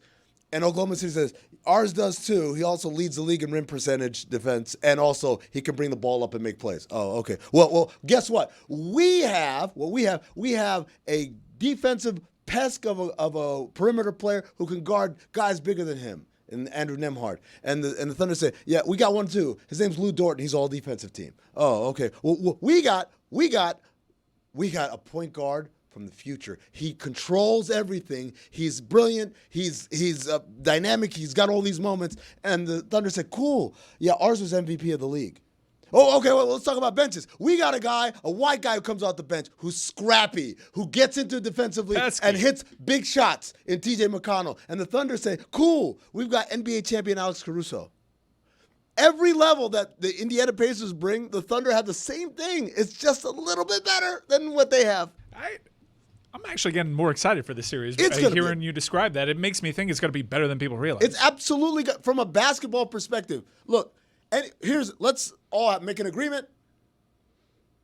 If you don't work for Disney or if you don't work for the NBA, get the out of my face with ratings talk. Why do you care? Why do people, the layperson, care about what it's going to be are? Very fun basketball. It's amazing basketball. It's going to be fun. Up-tempo. You've got personalities. You've got someone who's very willing to be America's villain in Tyrese Halliburton. You've got two excellent coaches. You've got guys on one side who've won a championship and guys on the other side who've won a championship. All of this is culminating over the next 8 to 14 days, depending on how long the series goes. But it's not going to be boring. I promise you that. When he says, though, Pesk, okay, because I don't know how I'm going to sell this part to America because I'm with Amin on everything. It's delightful to watch the young people take over. You've heard me say, I think Jokic is the best thing I've ever seen offensively for efficiencies. And I saw OKC hunt him down like hunting dogs. Like it felt like if this is all survival of the fittest, the physically fittest, seeing that team chase down Westbrook and Jokic, that team, because it now wants to be the champion, and Indiana is the same kind of young and hungry as well. But when he says Pesk, it's a good deal better than that for Nembhard, because what I'm telling you is I've not seen Brunson look like that all season, ground down to dust, when it's like, oh, it's not even going to be Neesmith fighting through every screen now. Now it's going to be this guy, Nembhard. So he holds Brunson to 38% and 30% shooting. but he also held Donovan Mitchell to 23% and 16% shooting. Like, it's a little more than Pesk there, what I saw at the end of that game. I saw somebody being discussed as the most beloved Knick ever drown and die at the end because his coach had run the entire team into the ground. They didn't have anything from their bench, and now they're turning the ball over. When in that sport, that's the greatest advantage OKC has. They protect the basketball, and they steal it. They do it better than anybody. They have a better combination of doing that than historically great teams. Right, like what the Pacers did to the Knicks, pressure, full court pressure, turning them over, turning steals into live ball turnovers, layups, points. That's Oklahoma City does it better than anyone, right? And so you're right about Andrew Nembhard. Maybe I am selling him short. What I'm not selling short is that Lou Dort is better. Like, that's the part. It's not that the Pacers aren't good. It's that every version they have, like, to go back to car analogies, you've got a Toyota Highlander. I've got a Lexus Land Cruiser. Okay, so let me ask. There can be only one. Let me ask you if there can only be one, the great one, okay? Because when he mentions Lou Dort, I'm thinking physically, okay? Just physically, Lou Dort is a different thing than Nembhard, just size-wise. When you look at the great one, Wayne Gretzky, what's the size difference between him and Connor McDavid? Wayne's small. I know, but when Billy makes fun of McDavid being the fastest player Billy on the ice, and when but this is also Billy Hamilton hits like Barry Bonds. Yeah. You're minimizing his accomplishments. He's Barry Bonds, but with Billy Hamilton. He's not So Ohtani. Connor McDavid's using steroids? He's faster Actually, Florida is. He's faster than everyone, and he's bigger than most, is he not? What are the dimensions of McDavid versus Gretzky? McDavid versus Goliath. He's only 6'2", McDavid. People think he's like 6'6". Only. Right? Only. Yeah, I mean, Who that's thinks he's 6'6"? That's not extraordinarily tall. Fastest 6'2". though at 6'2". He is fast. He's not just fast. He's the He's the fastest person on the planet playing that sport. Yes, he's so is Ted Ginn arguably Jr. the fastest to ever play. Right, and yet he's never won a It's not just championship. speed, skill with the puck, handles on the puck, elite. It's a team sport, dude. So's basketball. Yeah. Boom. There's 5 guys on the ice. There's 5 guys on the wood. If you're an extraordinary basketball player, you lead your team to a championship. Crystal clear. Crystal clear. I think he'll get it. Maybe, hopefully not this time, but I know where you stand on the all-time rankings. But he's the best player in the world. It's clear. All right, well, Wayne Gretzky is 6 feet tall, 185 pounds. Conor McDavid is 6'1", 194 pounds. There is just Similar. no way. No, you say Wayne that- Gretzky is that height. No. There's no. I mean, I stood next to him on next an to him, elevator. yeah. He's a Whoa. tiny. Well, I had to bring that out Well, maybe on contextually. skates. It's not a look at me, Come Louie. on, it is a look at me, Louie. No, it's a Come catch me on. on context. Is he a get in and go to the corner kind of guy? Was he Yeah. standing in the middle? What was like his demeanor in the elevator? Yeah. Does he touch Conversation multiple with him. floors to be a rascal? Oh, what a rascal. That was. I don't get starstruck, but he has a presence about He seems him. like a back corner guy. Like, I'm going in there. I don't want to be recognized. I'm just going to go back right corner, just kind of stand It here. sounds It could be. like he was too small, though, too. It sounds like you expected him to be larger. Well, I'm 6'3", and I was, by comparison, these guys are larger than life personas. The aura, though. Yeah. But if he was wearing skates, he'd be closer to my height. Yeah. So I think maybe that's it. Yeah, he'd be taller on skates, wouldn't he? Yeah. Well, that's then how he that is works, I normally, think. yeah. I think so, Sometimes yeah. you're Always. shorter. I urinated next to Clint Black, the country star. Once. Whoa. How'd that go? He's very short. He was wearing his hat, his cowboy hat at the time, and I was still taller than him. When you first said it, I thought you meant Bud Black, the manager, former no, manager. Clint Black. Clint Black, only 5'9". Yeah, Mm-hmm. exactly. Tiny guy. Yeah.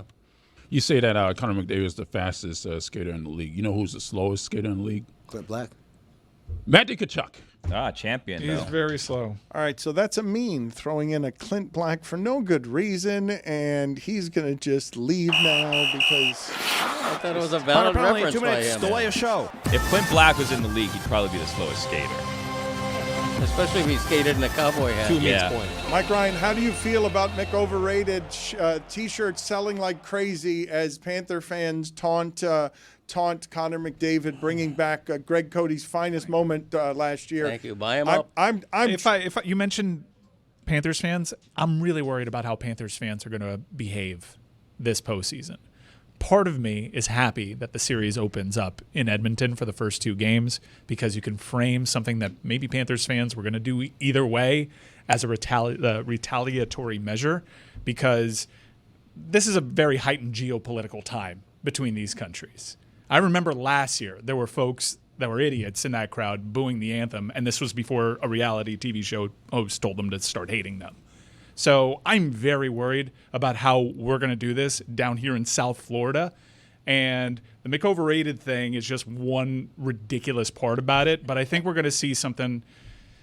The deeper you get into what is widely expected to be a tightly contested series, one that many people are saying is going to go the entire distance, I think with everything going on between the two nations right now, there's going to be some pretty ugly scenes, and I'm really worried. I'm hopeful, really hopeful that cooler heads prevail down here in South Florida and we don't up the ante on something that we hear maybe in games 1 and 2. That is the correct perspective, of course, and I would just say, so ratchet it up to the funniest possible, most dangerous place that doesn't make us lament and regret saying that. So just ratchet. We leave out dangerous. No, just the between Canada. Look, this has always been fun. Come on, Florida stealing Canada's sport. Florida, the modern day Gretzky. I know how it can get between these two nations. We went to the 4 nations. I mean, I said some things. And that's when all the things went down. Yes. And Chris Cody said some very regrettable things. And Florida is very red and red hot, and people are going to be crazy. Yes, you guys all said crazy things. You guys wanted Kachuk to sever his own head for a title. Worth it. Yes. Worth it. All right. Because we were on that front line in Montreal as everything was happening around us. Billy brought up steroids for some reason. I don't know. I didn't. Mike brought it up. Okay, I wanted to ask you guys this because on Friday night, like, it really was funny to watch in Dodgers-Yankees, Ohtani and Judge just be so much better at baseball than everyone else, that they're just meeting and then both hitting home runs. And I just wanted to ask you guys in general on the damage that steroids did to baseball. Would it all feel a lot different in baseball right now if Ohtani and Judge were chasing their own home run records or baseball's home run records? I'm asking you seriously. Two guys who are physically bigger than all of the steroid monsters that were hitting the home runs when baseball was played differently a million years ago. Would it make any difference if Ohtani was now just chasing, if Aaron Judge and Ohtani were just chasing each other's single-season home run records? Like, post steroids, where I don't think anyone's assuming either one of these guys are cheating. Are you suggesting, like, if they had a McGuire-Sosa thing amongst them as Ohtani and Judge right now for those two franchises, man, I don't know if anything can ever match that Sosa-McGuire home run chase, but it would probably be the best thing for baseball that you could possibly ask for. What I'm saying to you is baseball simply will not have a way to break through to these places where basketball and football or soccer grab people's hearts if this isn't the story that does it for you. Two clean superstars, and clean in every way. Like, nobody says anything bad. I mean, even the gambling thing went away. What? Who gets bad stuff said about him in Aaron Judge? Clean in every way. I mean, we don't know that. We thought everyone was clean until they were found to be dirty. That's a good point. But what they're giving off. I mean, I wouldn't be shocked. Look at Aaron Judge. The optics of. I heard Ipe hasn't even reported to prison yet. Like, is that true? How is that possible? He'll get pardoned. Some think that he didn't really have anything to do with it. You know what I'm saying, though, Billy? If this story doesn't make baseball pop, because I know how baseball heads are looking at it, they can't believe that Judge is hitting 400 and Ohtani's the better player. Like, that Ohtani does both things. It's weird to see at the same time. It's not just home runs. It's mastery of the sport in a way we haven't seen. And you're not even talking about the biggest star in the sport, the big dumper. Yeah, big dumper. Doing it from the catcher position with the best slugging percentage in the league. Why aren't you mentioning Cal Raleigh? Big Dumper and PCA should have been easy keepers for me, and I didn't keep them in fantasy. But you guys don't care about that. Damn. I mean, Dan, it's June 2nd. No one's going to talk about Ohtani and Judge today. It's June 2nd. We're talking about Big Dumper. Yeah. The biggest story in baseball is the Colorado Rockies chasing the 1899 most losses in a season. They're 9-50. Chasing Scheffler for most wins since we have a graphic where Scotty Scheffler and the Rockies have the same amount of wins since the beginning of May. The betting lines I'm seeing, the Rockies are playing against the Cubs, and the Cubs are like minus 380. Folks out there in the audience, temperature's starting to turn up a little bit. That means a lot of you and your families and your friends are going outside, having a perfect grill day, maybe out by the pool. Now, imagine yourself, grill side. Your veggies, your meats, they're all prepped, ready to go. Kids running around in the background. Lawn, perfectly manicured to perfection. It all sounds pretty great. This sounds like a good time. Now you make that good time a Miller time, because it is all made better with a white can in your hand of that beautiful Miller Lite. Celebrating its 50th anniversary, Miller Lite. Almost 20 years have they been partnered with our show, making your good times Miller times every time out. There's just something about a perfect grilling day. Sun's out, friends show up, that first sip of Miller Lite, it just hits different. I've been stocking the cooler with Miller Lite for years on these grilling days, and for good reason. It's brewed for taste, and it's only 96 calories and 3.2 grams of carbs. This year, Miller Lite turns 50. That's 5 decades of cookouts, laughs, and ice-cold moments that never miss. It's the original light beer, and it's still my go-to. Great beer, great times. Grill on. Miller Lite. Great taste. 96 calories. Go to MillerLite.com/Dan to find delivery options near you. Or you can pick up some Miller Lite pretty much anywhere they sell beer. Cheers to 50 years of Miller Lite. Celebrate responsibly. Miller Brewing Company, Milwaukee, Wisconsin. 96 calories and 3.2 carbs per 12 ounces.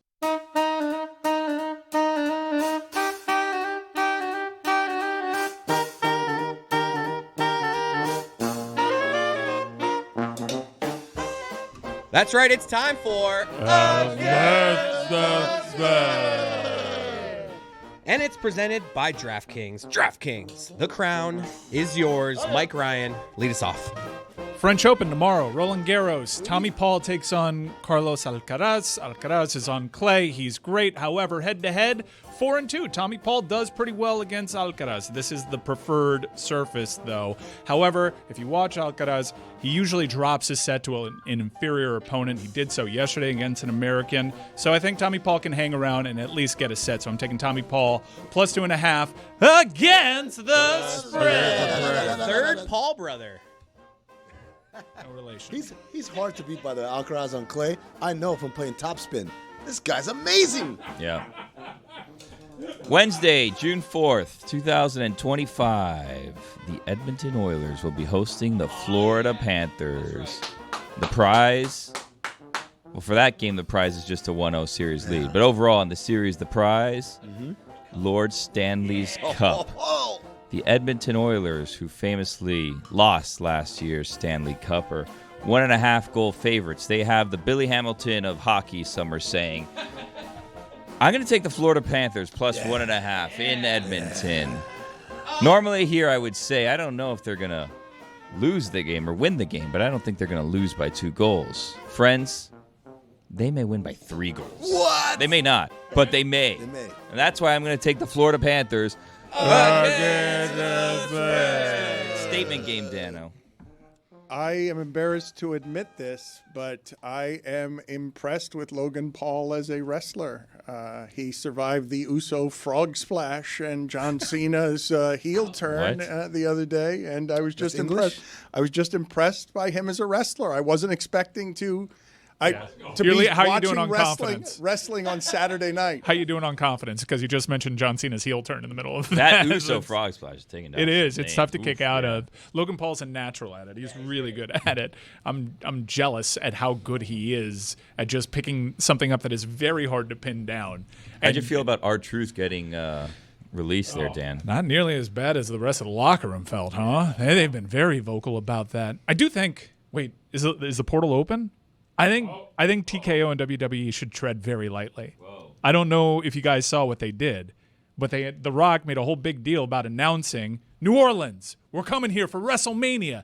Deal's done. We'll see you. Yeah. And then a couple weeks later, like, hey, actually, no, New Orleans. You get another show. And New Orleans did not like this. They just chase the money and decide, wrestling fans, wrestling world, back-to-back years in Las Vegas. No one wants to see the same venue. They don't do that. That's unprecedented. Outside of like the early part of WrestleMania where they ran back-to-backs at Trump's Atlantic City resort.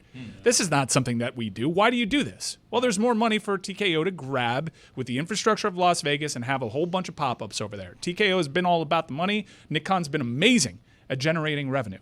However, and I don't think they'll actually lose viewers in this, but what you're going to do is give a passionate fan base a voice that they often exercise. And I think this is very bold of WWE to continue chasing the dollars, price out some of their diehard fans. You're making an alternative more desirable. And I think if you keep pushing on this, because that's an insane heat check to announce a WrestleMania, take it away from a market that has hosted several before, and put it back in Las Vegas. That's as transparent of a revenue grab as possible. I do think you run the risk of running people off. Okay, this is interesting, though. You're really making the argument on behalf of cheapening wrestling with a soullessness that is about greed and commerce. That's what you're saying, that you cheapen the wrestling fans' real passion if you price him or her out because you just grab dollars greedily. When has that ever stopped the NFL? It hasn't. And when has it ever really stopped WWE? I would note that if you follow history, they ran house shows at a loss so parts of America could have access to seeing their favorite superstars because they realize over time that's a long investment. They did the Saudi thing. TKO's come in. They've totally revolutionized and maximized their business model.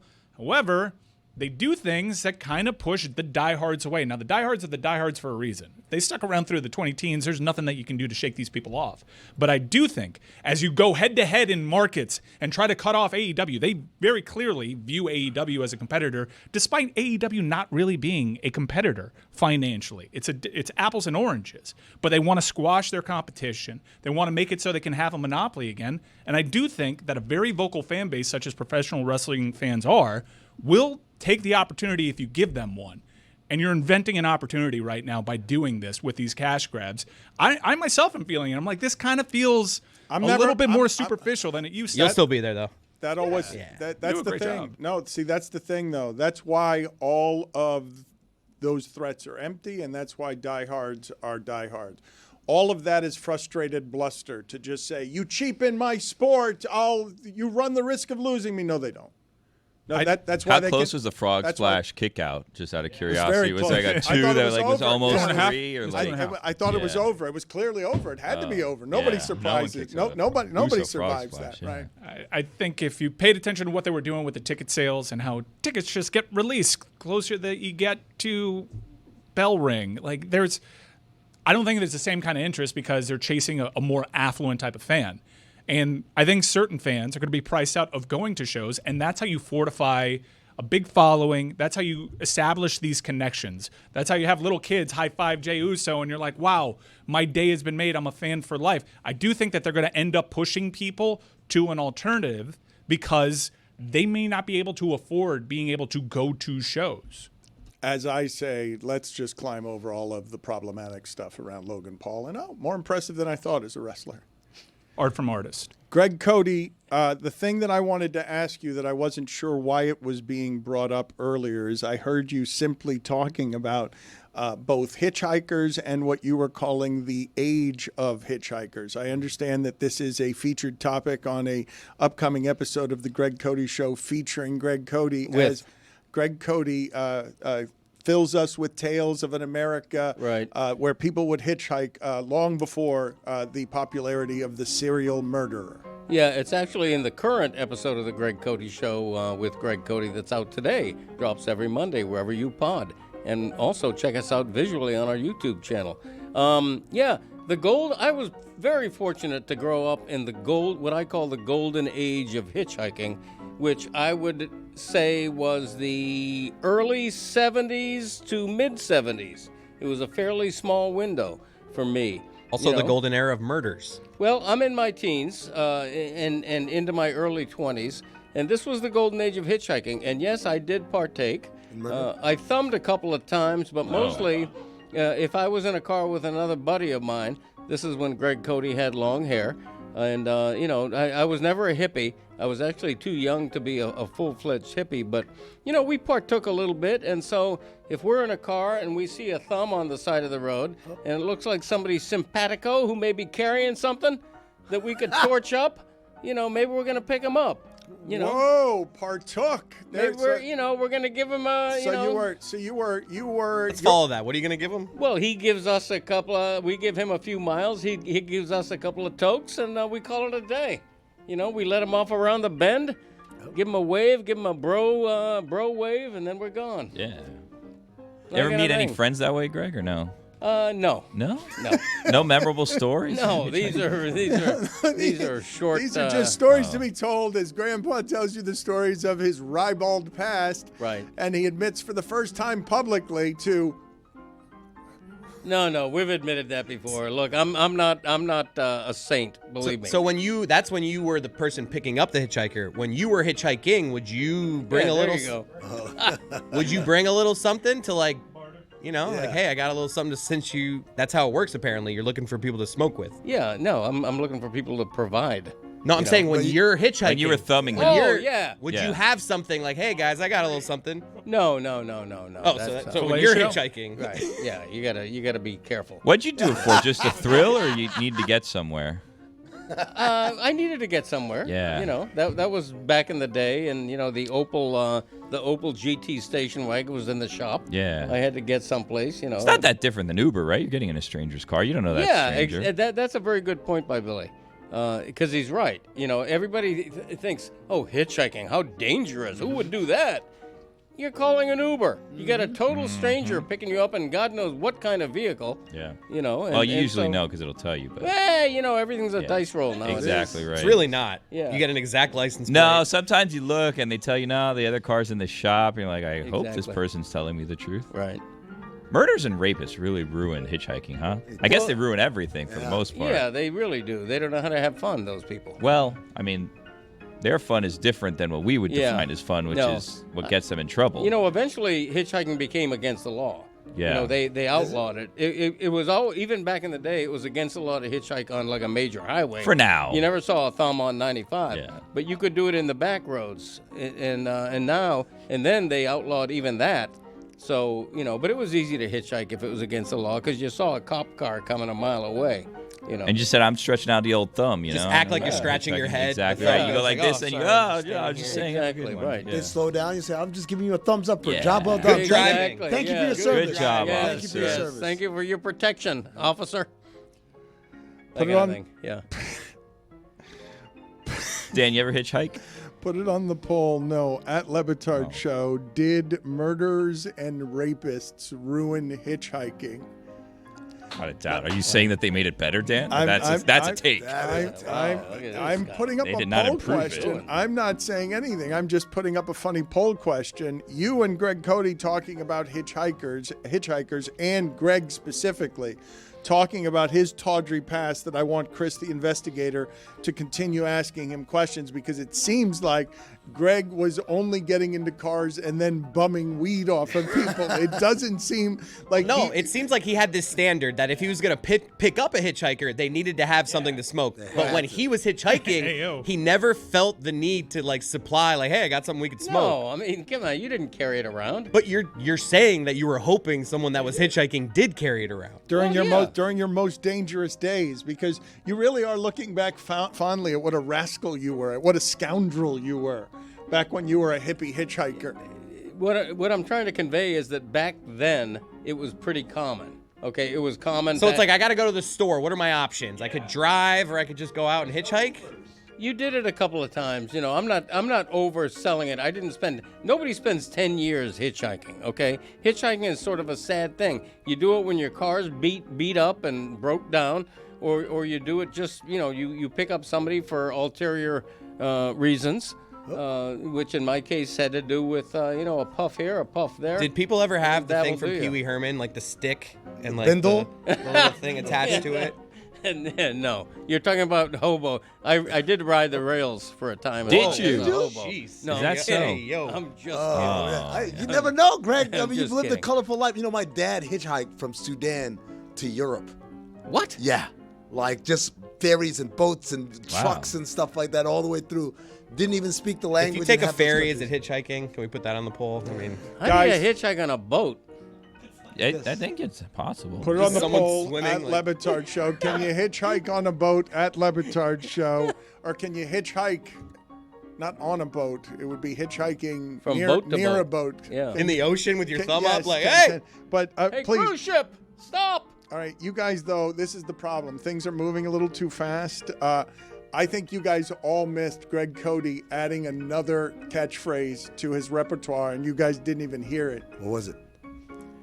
A little dab will do ya. Oh, Brooklyn. He threw it in under his breath, and nobody heard it because there were too many shots going off around here. Yep. And I don't even understand the context you were using it in because I've never heard you say that before. Right. Yeah, it's a popular phrase from back in the day. Brill cream, a little dabble do you. In this case, you take a puff.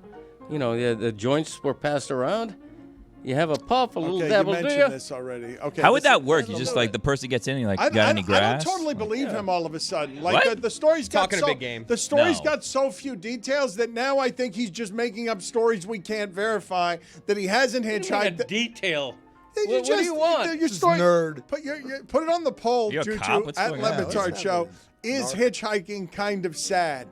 Dad, give us a detailed story of you picking someone up. They had weed to smoke. Any kind of story from 50 years ago. Okay. Wild, crazy, hitchhiking Gregg Doyel. All right, let me give you a bulletin here. When you pick up someone while hitchhiking, the first thing you do is you don't get. Could you give me your ID, please?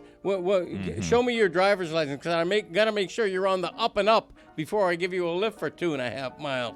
That's not the way it works, kid. It's just not the way it works. What do you say? Which way you heading, stranger? Where to? Yeah, that kind of thing. Is it just Yeah. expected that whichever way you're heading, they go? Well, yeah, they're of walking course. that You're side not of the gonna- road. you're not going to turn around.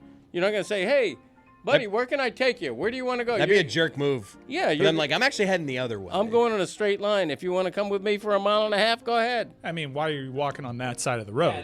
That's fair. But If you're going in the other direction, you'd pick the other road. Yeah, I never whipped a U-turn on Never. behalf of someone I just picked Wow. up. So how do you like? Is it awkward at the beginning when you're trying to see if they're carrying anything, or you just flat out would ask them? Like, it's What's a good- implied? you don't pick somebody up unless you read. Yeah. what's a good icebreaker for a Read the hitchhiker? type. Grass, ass, or cash? There you go. No. Can you turn off that music, please? I've Yeah, had enough please. of that music. Seriously, just- Greg Doyel has run out of material here. He's tired of being badgered. Look at him. He looks like he's been beaten down by this interrogation. He looks like Jalen Brunson in Game 6. Yes, you Seriously, look yeah. tired. There were holes in the story. I feel like There were no holes in the story. Your voice got high there. I like him. Billy, you saw Gronk on a scooter this weekend. I saw a video of Gronk on a scooter, but it was around this area.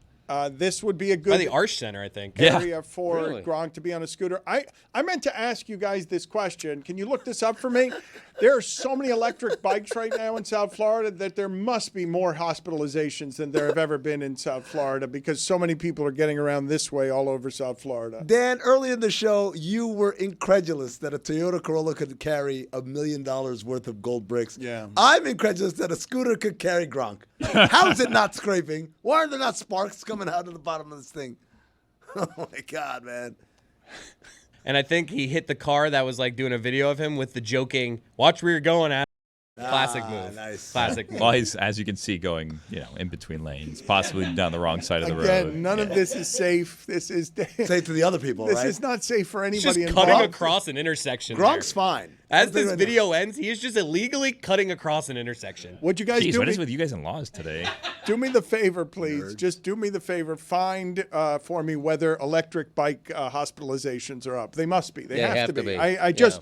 Because I'm constantly hearing bikes that weren't meant to move that fast, that are heavy, moving at a high rate of speed, making a noise that makes them like vehicles that if you crash on them, you're going to break bones. Dan, I don't know if you know this, so in Santa Monica, hospitalizations did go up. They ended up having to ban these things. But it wasn't what you think. It wasn't because people were crashing. It's because the users would get done, and then they would splay them all over the sidewalk, and elderly people walking would trip over them. And so there was an increase in hospitalizations due to that, not because of people. I don't believe that story you're telling me. No, I do. It Sounds No, real. that rings is true. ridiculous. You're gonna have to get. You're gonna No, it have to rings get true. out of here. No, get out of here. That story's not in any Major way penalty, true. 5 Get minutes, out of here. grooming comedy. You happy you're making this up Why would he make that up? on the spot? As a cheap ploy to get Gregg Doyel involved? Is that what you have? He had to say elderly. You couldn't just say people were tripping over. You had to use the phrase Chris, give elderly. me some hospital numbers before I get to Billy here, because Billy did something that seemed really kind and began our workday today with applause. Billy got a hero's welcome today for coming in and bringing gifts with him. E-bikes compared to traditional bicycles between 2017 and 2022. Injuries doubling annually and hospitalizations increasing by 43-fold between 2017 and 2022. I have no idea what 43-fold. I imagine that means 43 times. Gory. That's crazy, though. I'm looking and I'm seeing between 2020 and 2021 there was a massive spike in hospitalizations. Doesn't say for what, though. Could have been bug bites. There were more scooters around back then. And then like, local governments had to rein it in. Yeah. Billy, why did you get applause when you walked in today? You were beaming. You were radiant. I don't do things for applause, but I came in and I had a tray of some pastelitos that I wanted to come and bring my coworkers, my colleagues here, dare I say friends, this morning for breakfast. Now, as you can see, it's still there. It seems like it was untouched, so I'm kind of regretting bringing that. Doesn't seem like anyone really wanted them. Look, I inhaled about 3 or 4. I feel like every once in a while we get this type of thing where somebody brings a little something they had from their house, a little something from the weekend, and I feel like a lot of times it's just trying to clear out of your house, right? You have like this in your in your kitchen, and you're like, I'm never gonna eat these. I gotta get rid of them. Just bring them to your office. All right. I don't understand that. That's how the conversation good happens. gesture. I don't think that you have to go and start questioning whether or not I had a party yesterday and it was left over, so I decided to bring them into the office. There it is. Look, here's the thing. Those could have gone to my wife's office. They came to this office. I did. I'm not appreciate complaining. you. I do the same thing. She got the bocaditos. I do the same thing. Can I ask you a question about bocaditos? Because I'm not a fan. That's why I didn't bring I them. like bocaditos, and I tried something for the first time at a birthday party on Friday. I think the Cuban finger food is elite. It's right up there with charcuterie in terms of best finger food. The Cuban bocaditos, what's that paste in the middle of the two sweet breads? It's Bocadito magical. spread. Okay, so that's magical. Yeah, you could buy that. You I put that had on never. anything. One thing that I had on Friday that I had never thought of doing before was putting a croqueta in between the slices. It changed my life. Yeah. Have you ever tried this? It never even. I never could even comprehend that this was a possibility. I separated the finger foods, combining them, making a little croqueta sandwich. They're with a very bocadito. small, the buns, though. It's perfect. You though, had but to you get the mini one. Trendsetter. Yeah, but you get like the mini croquetas that are also part of. When you Yeah. have parties, like they shrink the size of the croqueta. If Yeah. you've never done Not this the before price. and you're Cuban, try it. It'll rock your world, and you'd be wondering, why haven't I tried this before? Well, you've just mentioned something that I can't believe that it was such a part of my cultural upbringing that I had sort of overlooked it without even thinking about it before right now, which is, oh yeah, I'd put up Cuba's finger foods against every other culture's. I'd put it up, and I'd go all in with Cuban finger foods, but I had never considered, yes, of course, they're magical and wonderful and everything else. I had just never considered that there would be, that they would be that kind of elite. Like, who else is challenging Cuban finger Charcuterie boards. foods? Like the French would probably say, like, our little finger food spreads are up there. The Italians might suggest it, even though they're very similar. Just cheese. How do we just you and classify your finger cheeses? foods? Right. I mean, what if- do with we your fingers. consider? Are we talking pigs in the blanket, mozzarella sticks? Is popcorn chicken a finger food? Who invented that? Even Yeah, though it'd be a finger mozzarella food. sticks are kind of Italian, I lump them in with American fare. And I would say the medal stand as I have it is, who do we give credit to the charcuterie board? Let's say France. France, Cubans, Americans when it comes to finger food fare. But I'll go pigs in the blanket over a charcuterie board. A what? Well, but this is the thing, though. You I'm have refined. you have no palate or taste for like fine cheeses, right? You wouldn't know what the difference between a $10 cheese is and an $80 cheese. I know, right? I know cheese. Yeah, Look at he me. knows cheese. It's just the prosciuttos and these thin meats. Just a I little love those overrated. thin meats. Oh, come on, man. It's fine. Once again, I did this with barbecue food. It's fine, but it gets celebrated like it's this How dare next you. coming of Jesus. Little- It's just How about a little fig jam? All right. I need more. Yes. I need more culture here in the room. I need to know if we're because I'm all of a sudden ready to rank Cuban finger foods as the finest of all the finger foods, and of course charcuterie boards would rival that. But now, if I'm asking third place, some culture that's vying for this particular distinction, saying no, ours are the finest of the finger foods, because you guys just basically mentioned a bunch of Friday's appetizers, is what you guys did. exactly. You guys just What do did we- like potato what do we do with skins. sushi? That's a great question, but it's often a main course. More often a main course than You do use chopsticks. However, the way that sushi was intended to be eaten was with the fingers. No, but I think you guys are doing something here. Let's see if this is accurate. So finger foods are all the foods that you eat with your fingers? Because I don't think of sushi. Then hot dog is one, or pizza. I don't think of sushi as what it is that we're talking about. Sushi is a main dish. I'm talking about stuff that is never a main dish. We're talking about stuff that you could eat one at a time that is never a main dish. hors d'oeuvres. Sushi, not a main dish. You don't think so? Sushi is basically the Japanese version of the appetizer sample. Definitely a main dish. I agree. Right. So would you consider it an hors d'oeuvre? Yeah. All right, so then where do you place it? But you look at the menu; it's at the entree part of a menu when you go to a Japanese restaurant. That's because we've allowed it to get to this place. But by itself, you have to eat so much sushi to be like, I'm full. Yeah, all you right, gotta so eat you 10 be the judge. pieces. Finger food or not? Finger food, for sure. All right, then Grab it. Then pop is it better than a charcuterie board or Cuban finger food? Oh, sushi's number one. Yeah? Oh, no. Number Better one. than mac and Charcuterie. cheese bites? Charcuterie board. Number one seed, baby. This thing, like obviously by definition, it's anything conveniently eaten with your fingers. I do want to get back to the previous wings. accusation. That's finger food. That wings are a Convenient. finger Wings are not a finger food. Here's the finger food. Finger food, this is the test. Can I eat it and go, and then I'm pretty clean? If I can do that, that's a finger food. If I was like, I got Zagak. sauce and stuff. But it can't no. be sweet. I like what you're M&Ms doing are there. finger food. food Sushi then. has sauces. Sushi. But for the most part, you're not. Your hands aren't like. If you have a couple pieces of sushi, you can get away without. You get that, People, you don't eat sushi Look with at your that. hands. Where's I've You done an it. animal? I've done it. That's the way Like that that. it was intended. Pick it up. Look it up. Pop it in. You're good. That's all you got to do. You pick it up, you pop it in, and No, you pick it up, dip it in the spicy I thought mayo. you pack it up, pack it in. Wasabi. let me begin. But then you're done. That's the test. Let me If begin. If it's a finger food, Good timing. Greg's right. Craig. Yeah, no, you're right. Craig. Nailed it. Let me Martin. Battle me, that's a sin. What are you talking about? Let's go. Hey, Greg, what'd you come to do? Jump around, Billy, will you? the accusation was made on Yeah. air and off because it came through my headset long before it was said here. Billy's Pastelitos are ... from this weekend's party. And so, for some reason, when you were getting applause, I didn't think anybody saw that as anything other than a nice gesture. Billy brought in food, but what Billy brought in was he's cleaning out his fridge. Leftovers. No, I brought That's over. fine with me. I brought you guys food. I mean, I don't understand the problem here. It was nice. It's a two birds with one stone situation. You were able to declutter your house and do a nice thing for us. It was from yesterday, and so I mean, you assume when you go to the bakery they make them that day. You have no way of knowing. That's super nice. That's considerate, making Thank sure you. nothing goes to waste, too. You're It doing looks like it. they're going to waste, to be perfectly honest. Yeah, with they you. haven't That's- been very they're not popular. super fresh. I'm pretty sure. Gino will get They're to them. delicious. Yeah. I'm pretty sure you Give ate. Gino Jason time. must not know, that they're there. Roy will put some in his pockets, but you did. Not an easy food to steal, by the way. It's not Very a lot flaky. of flakes. A lot of flakes. The crime scene is littered with an assortment of crumbs.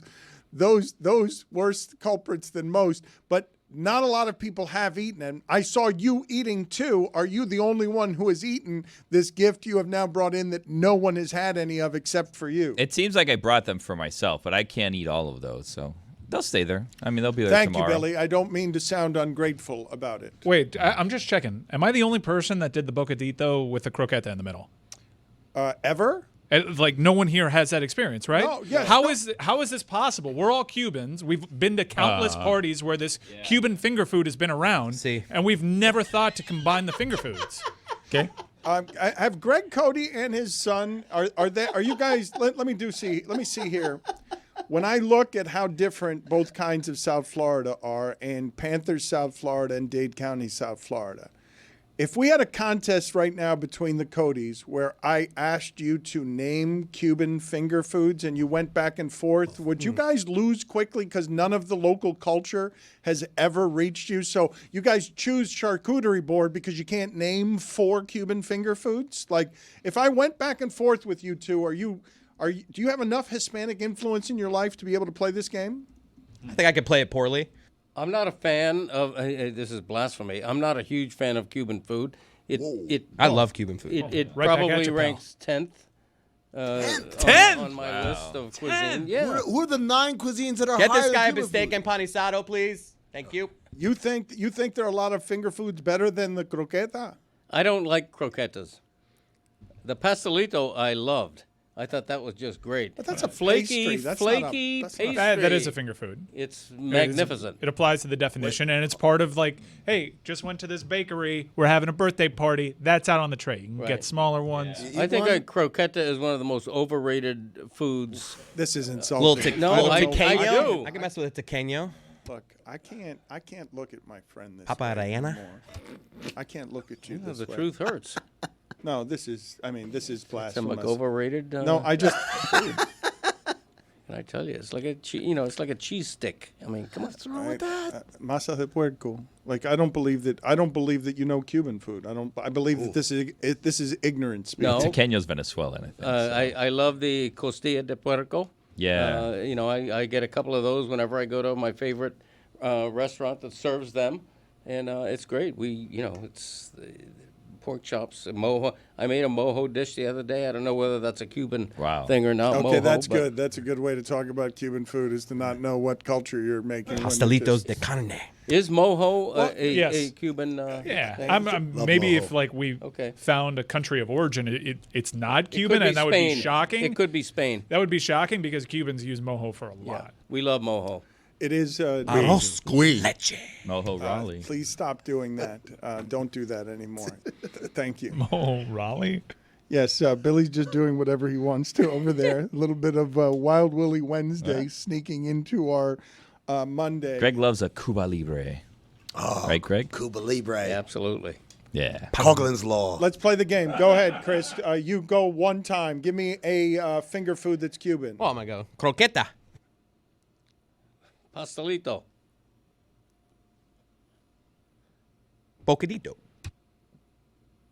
Costilla de puerco. You're cheating by using the only two you've known so far. Chicharrón.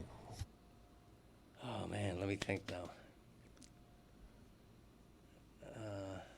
You've lived here all your life.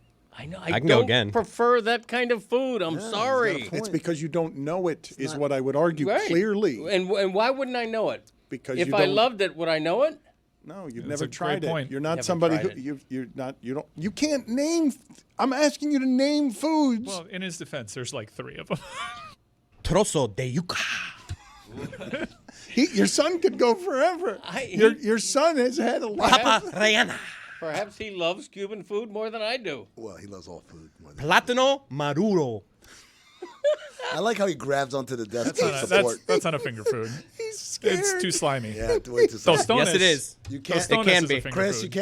you can't do that. It's not a finger. Then what food. kind of Doodle. rule is this? That's too sticky. That's a great rule. It's a made-up rule. That's a great rule. Papa frita. Wings are a finger French food. fries are not Cuban. Chicken wing is a finger food. But you can't do that with a That's wing. what I'm King saying. wing. I don't like You the get a rule. sauce up wing, you gotta lick your fingers. Oh, you gotta go. You need.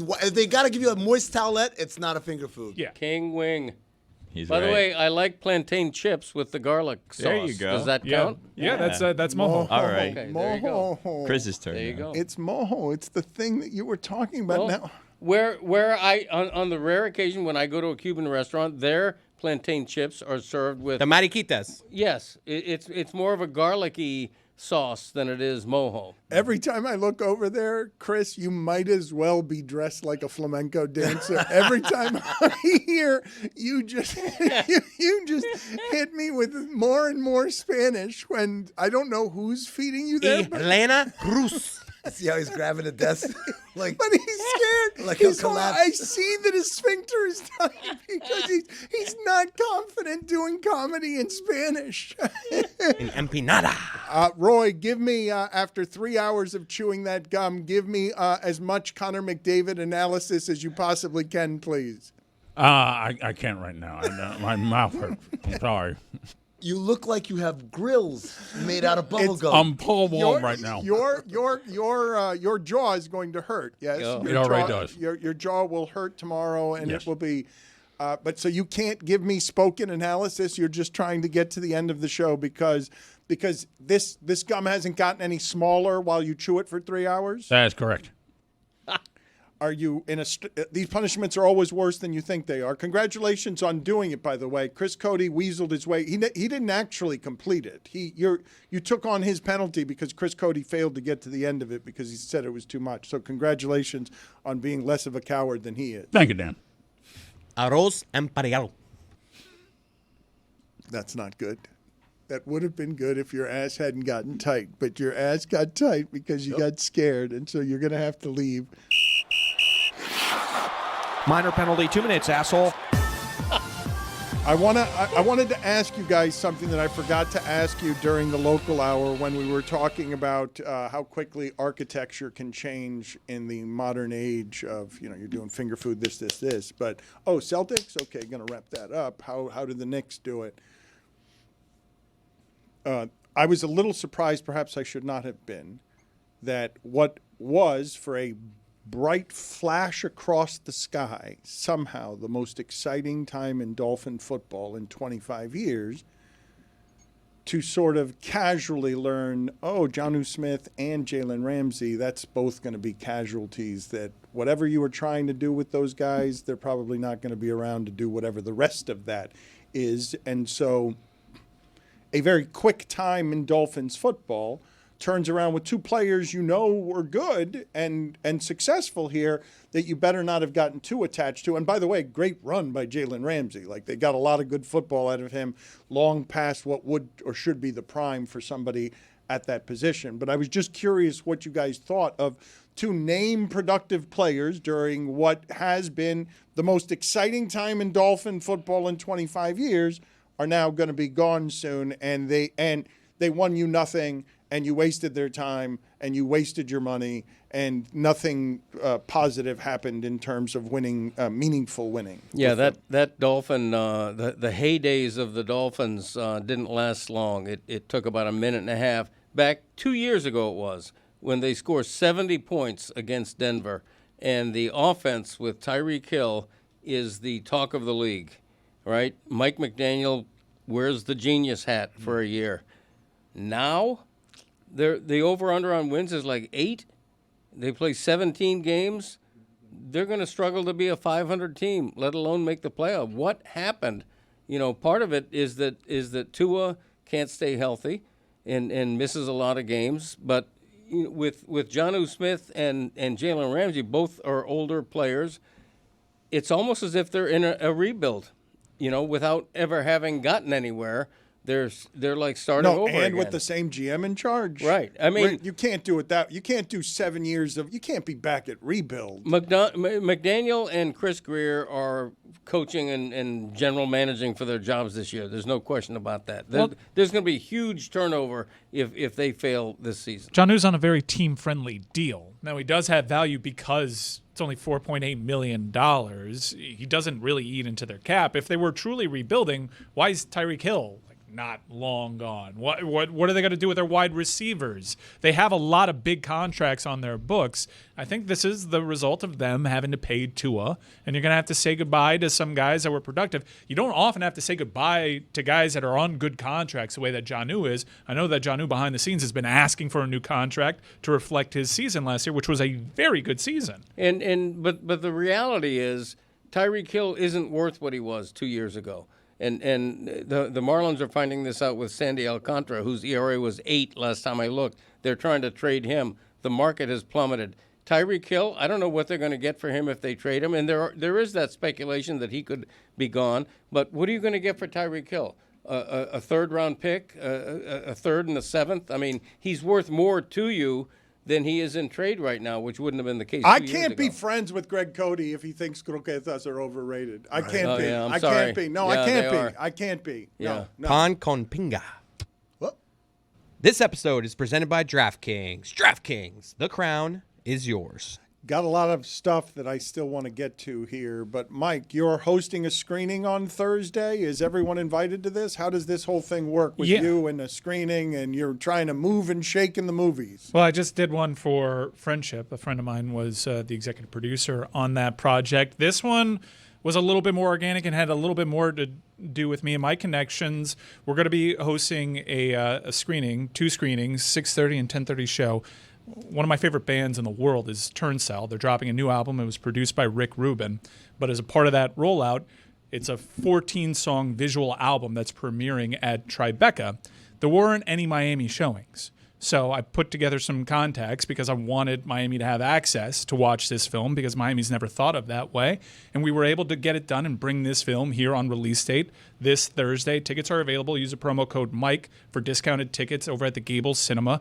My friends over at 3 Points are responsible for bringing Turnstile to that festival, playing their first headlining Miami show here in the fall. So as part of that, we're going to help promote that appearance by putting out this film. I think Turnstile has a real opportunity to solidify headliner status, become a generational rock band. I got a tattoo on my leg of their album Glow On.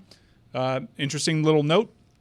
Really inspired what we did with the musical. When JT Daly came down here, he introduced this band to me, and I was super inspired by the engineering on this album and all the different layers to it. I've been waiting for years for the follow-up. It's finally coming out. So on Thursday in the Gables Cinema, check out my socials for direct links to get discounted tickets by using the promo code Mike.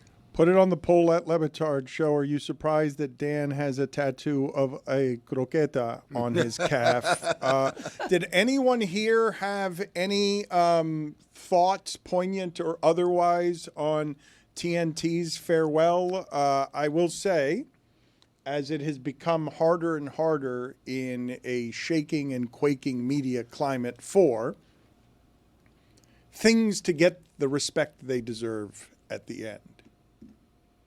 ESPN has done a masterful job with Lee Corso and Dick Vitale, extending them great grace at the end of their careers. HBO and Max did a poorer job with Bryant Gumbel not allowing his show to get to 30 years. It had to stop at 29, even though HBO Real Sports was the giant. They let it go 29 years. In the industry. They did let it go 29 years.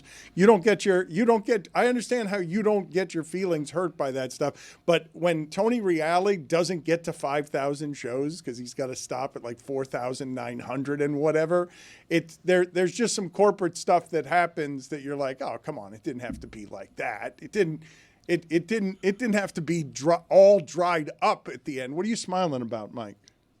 I mean, the Billy steak.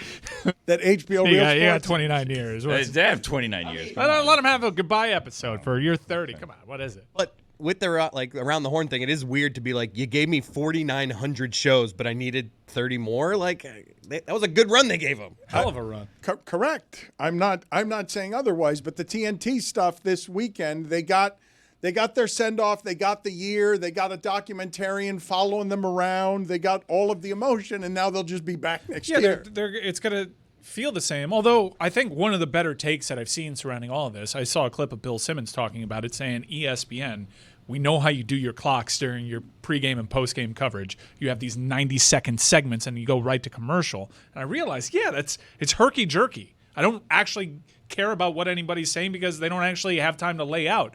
And they better change their clocks around what TNT's NBA coverage brings. So the system is Turner produces the show. It's shot in Atlanta in the same studio. It's the same camera people, same sound people, same researchers. The show is produced and then just licensed to ESPN for broadcast.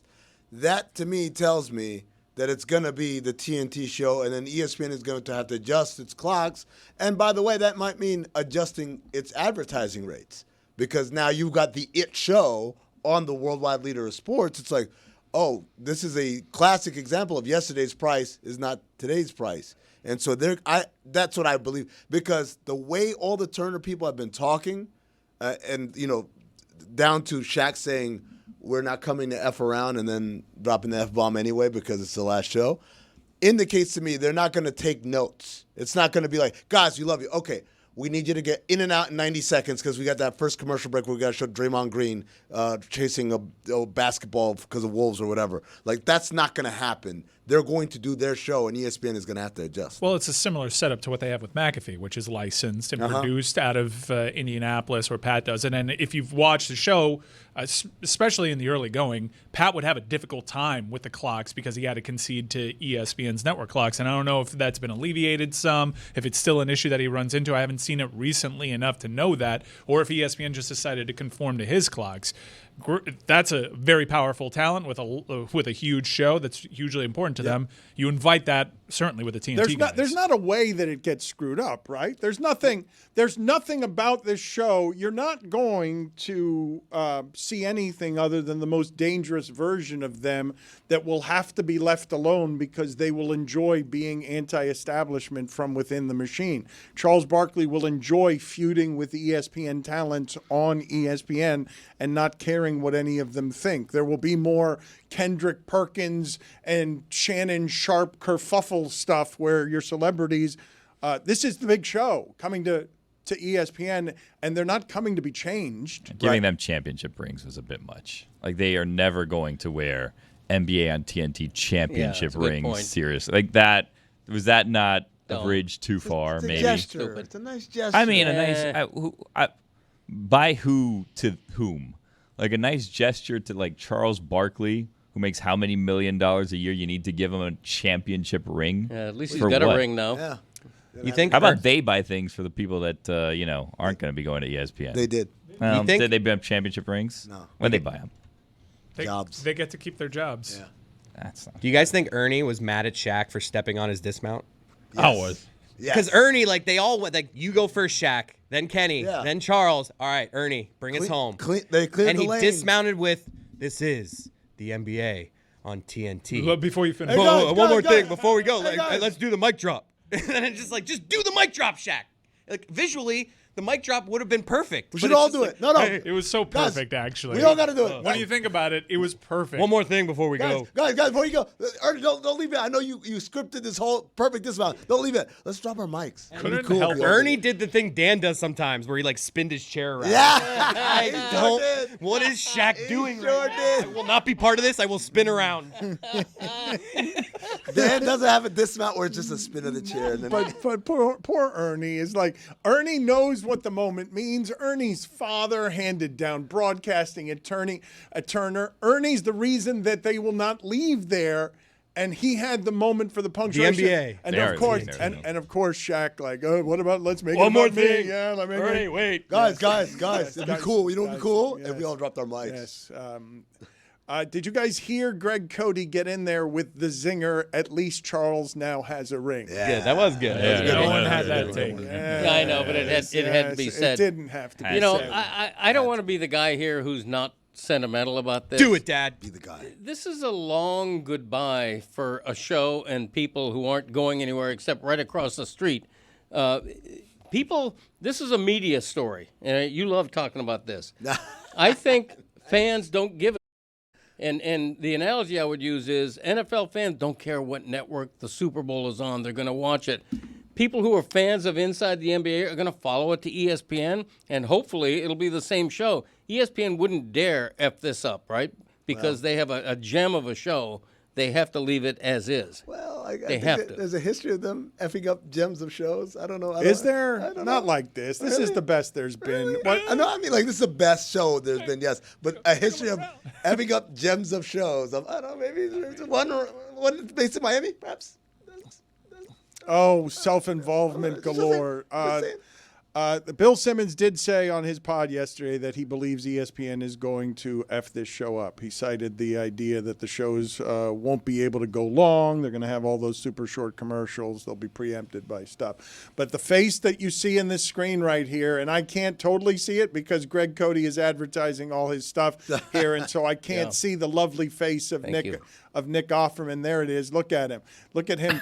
He has been on a run here recently. You surprised me, and I don't know why I say this. You shouldn't anymore.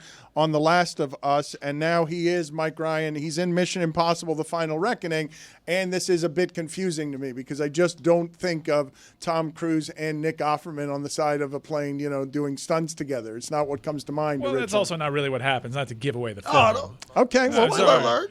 Not gonna give away, but you can tell from the trailer, Nick Offerman isn't also hanging off the side of the plane. all right. Well, Sometimes let's talk to him. It's in theaters and IMAX everywhere now. And good seeing you again, Nick. Can you take me through the story of how it is that you ended up on Mission Impossible? And are you old enough to even remember the television show? No. Good morning. Nice to see you. And no, I don't remember the television show. I have no idea how I ended up in the movie. Chris McQuarrie, the director, called me and said he wanted me to play the chairman of the Joint Chiefs of Staff. And I said, this truly is a wild and wonderful world. But it was an incredible adventure getting to work on that. And do you have any good stories that surprised you of the experience? Like, what were you expecting versus what it is that you got? Well, I've never worked on a big budget sort of action franchise. And the astonishing thing is the way they actually workshop every storyline in the movie. So we'll get up on our feet and we'll start shooting something. And Tom and the director, Chris McQuarrie, will scrutinize everything and say, I feel like this can be more intense, like the audience is not wetting themselves yet. And so they keep tweaking things and giving people different dialogue. So it was kind of fun seeing the final cut because we weren't sure which direction our storylines were going to go. So is he obsessive compulsive about making sure his hands are on everything because it's his baby? Well, yeah, I mean, I think it's just his jam. He's like a chef, you know. He's like he needs to taste every dish before it goes out to the floor. But I mean, it obviously works. That's why his action movies. I mean, and watching him do those stunts, like nobody does that. You know, that's why he's the top action movie in history. Like no one remotely does the stuff that he does, and he really does it. There's never a stunt man. Were you present for any of it where you're like, he's bad crazy? What is this? This is not wise. I was present for some stuff around the office, as it were, but they did a big presentation one day while we were shooting to show us all the biplane stuff that they had cut together. And I was standing next to him. It was actually on his 60th birthday.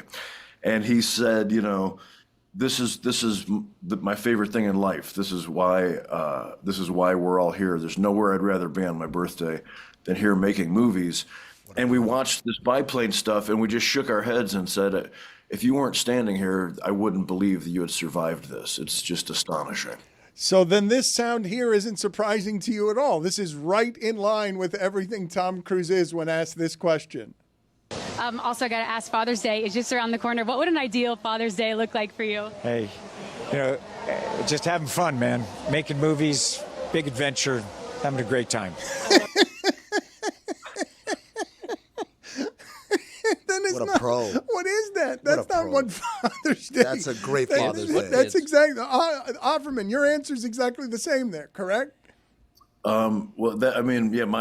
Apparently he likes his Father's Day like he likes his birthday. And that is making movies. Yeah. Big adventure. Did you find yourself a bit awed that you're a part of the Mission Impossible franchise? Yeah, I mean, from start to finish, you know, like shooting at all of our stuff around London, all the way through the big like premiere in New York. I got to take my mom to the red carpet, which was incredibly fun. I've been lucky to get work as an actor, but nothing on this scale. So sort of standing with the stars of this movie still feels really surreal to me. Well, what does that mean when you're looking at scale and you're like, I used to do this and now I'm doing this? This is big Hollywood stupidity. Well, I mean, the fun thing is I don't really have one bailiwick or one niche. I've done TV and film and stage and tour as a humorist. So it's just sort of another box that I'm thrilled I got to check. And it's really interesting, you know, they obviously pay more attention to what's going on in the underwater stunt sequences than perhaps with the nuances of, you know, the emotional things that like an indie movie would focus more in on the personal interactions because they can't afford 2 biplanes. So I mean, it's just another part of the sort of wonderful zoo that is this world of entertainment. Nick, I'm curious, given that were there any moments where you were like, "What's my character's motivation?" And they're just like, "Just shut up and say the line"? No, I mean, generally people aren't that brusque. If they're making successful entertainment, they're usually more respectful than that. But it's very collaborative. They get a bunch of it's like kind of like getting called up to the majors in a sense. You're suddenly the other members of the cabinet of President Angela Bassett are Janet McTeer and Mark Gatiss and Henry Cherney and all of these sluggers, and so you're quickly and with great acumen working out these scenes together. Are we achieving the highest possible octane to make us worried about what's going to happen with Tomcat? Do you have insecurity around this? Do you have any imposter syndrome? Do you have, and I don't mean that you should, I just never know like how small someone feels in surreal circumstances. It's definitely there, but I'm able to take care of it. Like I know, I've learned over the years that whatever clumsiness or fallibility I might bring to the table, that's just human. And, people, if I talk too slow, which I do, or if I don't make enough facial expressions, which I don't, that's why people have hired me. And so it is really fun. I mean, you're got to be nimble on your feet. Because they workshop the movie, you don't have your script for a long time. Like you get your script and you got to learn it, and suddenly you're shooting it. And so you got to really keep your knees bent and be ready to play some defense. But it's a lot of fun because you can tell that you're all in it together. And again, it's supportive. Nobody's going to yell at you. If you make a mistake, everyone's like, all right, let's go again. We got this. Come on, buddy. Rank them hardest to do to least hard to do. Comedy, drama, action. Hardest to do is comedy. It's the same technique as drama, but the stakes are higher. That's what makes it funny. Drama is, for me, as a taciturn Midwesterner, staying in touch with my emotions and like allowing an emotional story to come out of this granite face can be challenging. And then action, for me, that's more, I grew up an athlete, and so that has less to do. For me, it's harder to work out in the decathlon of my artistry. The emotional events are the hard ones, and the pole vault and the shot put. I'm like, yeah, I mean, you train and you throw the damn thing. I mean, I know you're asking Nick Offerman, but I would love to see Tom Cruise react to Nick's list of what's difficult when he leads with comedy. When Tom was hanging outside of a plane and lighting, hanging, like his face is flapping. He's like, "Tell me about the decathlon of artistry, Offerman." The stakes are high in comedy. Yeah, I'm hanging off the side of a plane. Tell me more. As soon as I get hired to do stuff like he does, then I think the graph will change considerably. What was the degree of physicality in this role for you? He's a bureaucrat. Yeah. No, but was there any stunt that you were asked to do that might have impressed He's a Cruise? bureaucrat. Bureaucrats do cartwheels. I don't know what he's asked to do. Yeah, I do actually get to have some fun doing a little bit of stunt stuff. But I do also enjoy doing my own stunts, and I always do. I don't tend to like jump motorcycles off of cliffs or hang off of biplanes, but I do enjoy stunt driving and beating the crap out of myself. I'm in a series right now where I'm playing a former pro wrestler, and I got to do a bunch of really fun actual wrestling, off the top rope kind of stuff. Yes. What are the best of the finger foods? That's a hard left. Is this a euphemism? No, we were talking about it right before you came on, and you looked like somebody who would enjoy ranking some finger foods. We were talking about what? I wasn't criticizing him. That's kind of not exactly a compliment. He's a man's man. You look like what you a know man. your way around finger foods. You know what You you're have saying not, there. you have not hurt my feelings. Wait a minute. You think that Nick's going to be insulted that I could ID him visually as somebody who enjoys finger foods? My brand is among other things, as someone who consumes a lot of bacon and meat, and so I mean, when you say finger foods, my mind jumps to a pub in L.A. called the Red Lion, where you get pints of Hefeweizen and what's called the sausage platter, which is just a bratwurst, a summer sausage, and a knockwurst cut up with 3 kinds of mustard. That's the best of the finger foods. It's not a finger food at all. It's just a slab of meat. Like, what are you talking about? You can't eat that with your fingers. You got to use a fork and a knife to eat everything you're describing there. All right then, ribs. No, that doesn't go. He's got a brand, Dan. He's got a Not brand. a finger food. Finger food, Nick, you got to be able to eat it and then Yeah. just kind of dust your hands off, and now you're clean. You don't have to wash your hands. Ribs, too messy. I mean, pass. You guys were right then. I'm not a finger food. Last question before we let you go. The reaction to The Last of Us. Have you ever had a reaction that felt like that? It occurs to me I do have a favorite finger food, and that is the Scotch egg. There you go. Hard-boiled egg wrapped in sausage. Knew we'd get there. Breaded and deep There you fried. go. That's how you play the game. There you go. There you go. See? He knows the move. The reaction to The Last of Us, no. When I first read that script, and when I first stepped on set for that episode, which was like a Sundance movie. It was like one beautiful little indie film. Everybody knew that this script was so exquisite, that Craig Mazin had nailed it in a way that we were like, okay, if we just say these words in the right order, let's not this up, because this is a very precious story that we're going to tell. And we apparently got the words in the right order, because it had this incredible positive reaction. And I've never experienced anything like it. It was incredibly gratifying. I usually in my career don't get cast as like the romantic lead.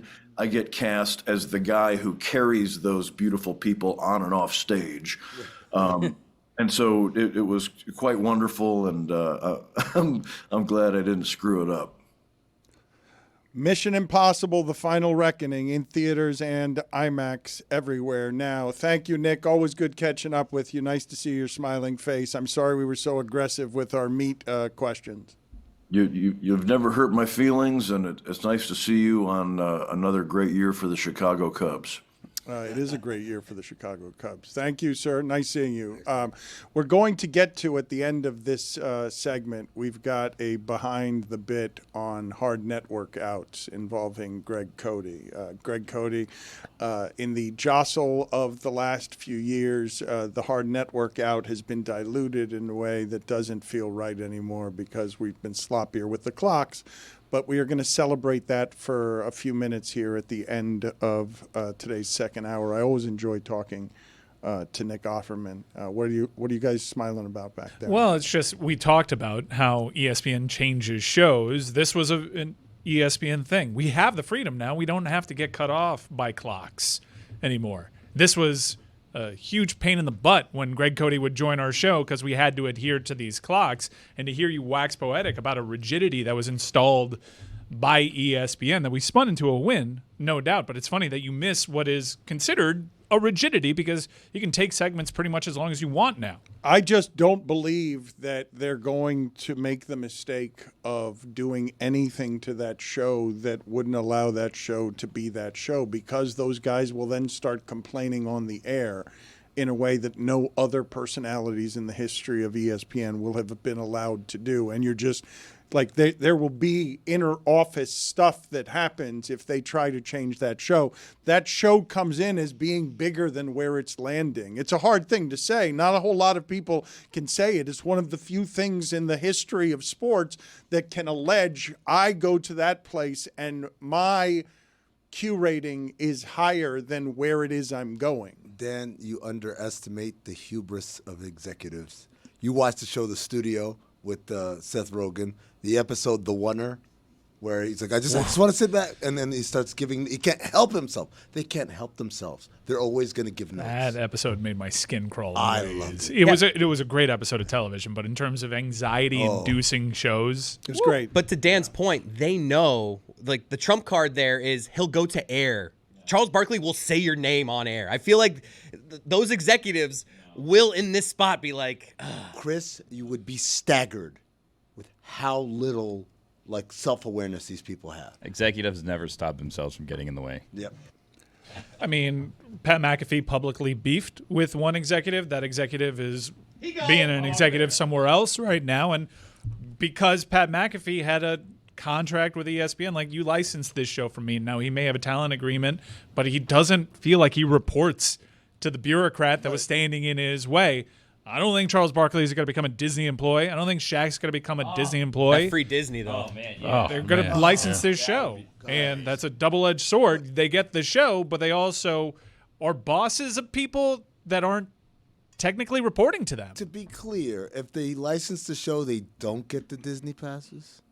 I bet he negotiated that. He can pick up the phone and be like, hey, give me 2. Imagine him trying to passes. figure out a silver pass. I got this plus 3 people? Texting Randy Scott, you got an extra one? I need to bring my dog. Oh, I've got to ask you guys a question about Randy Scott. Randy Scott, I've got, there's some dirt on him. What? Oh, I enjoyed what he did for John Brinkus today. Hacking my day?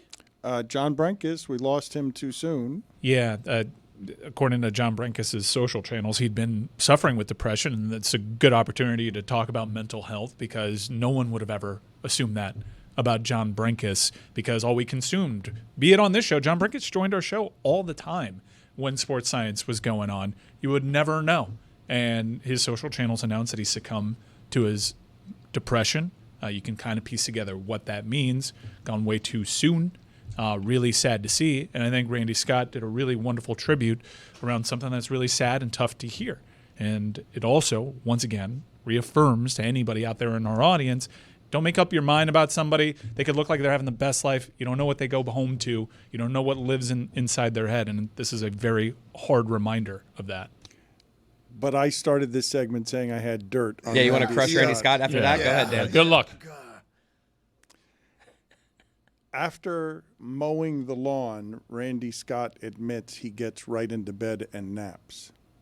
That's wild. absurd. You literal dirt.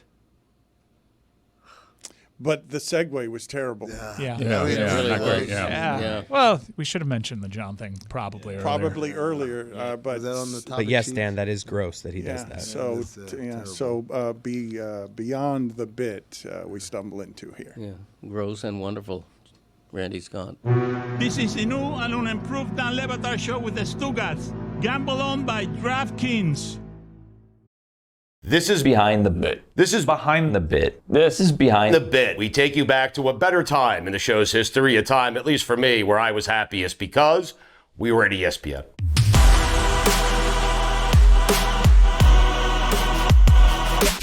You're the old white guy columnist who always castigates the athlete Getting older every day. For misbehaving and for urinating on sportsmanship. What side are you on? Well, I want to make 2 points. Number one, It's Dan, Stu, and Greg Cody on ESPN Radio. I mean, back in my day, I used to build forts. You know, Fortnite was nothing you stared at. It's something you built with your hands, like Man 101.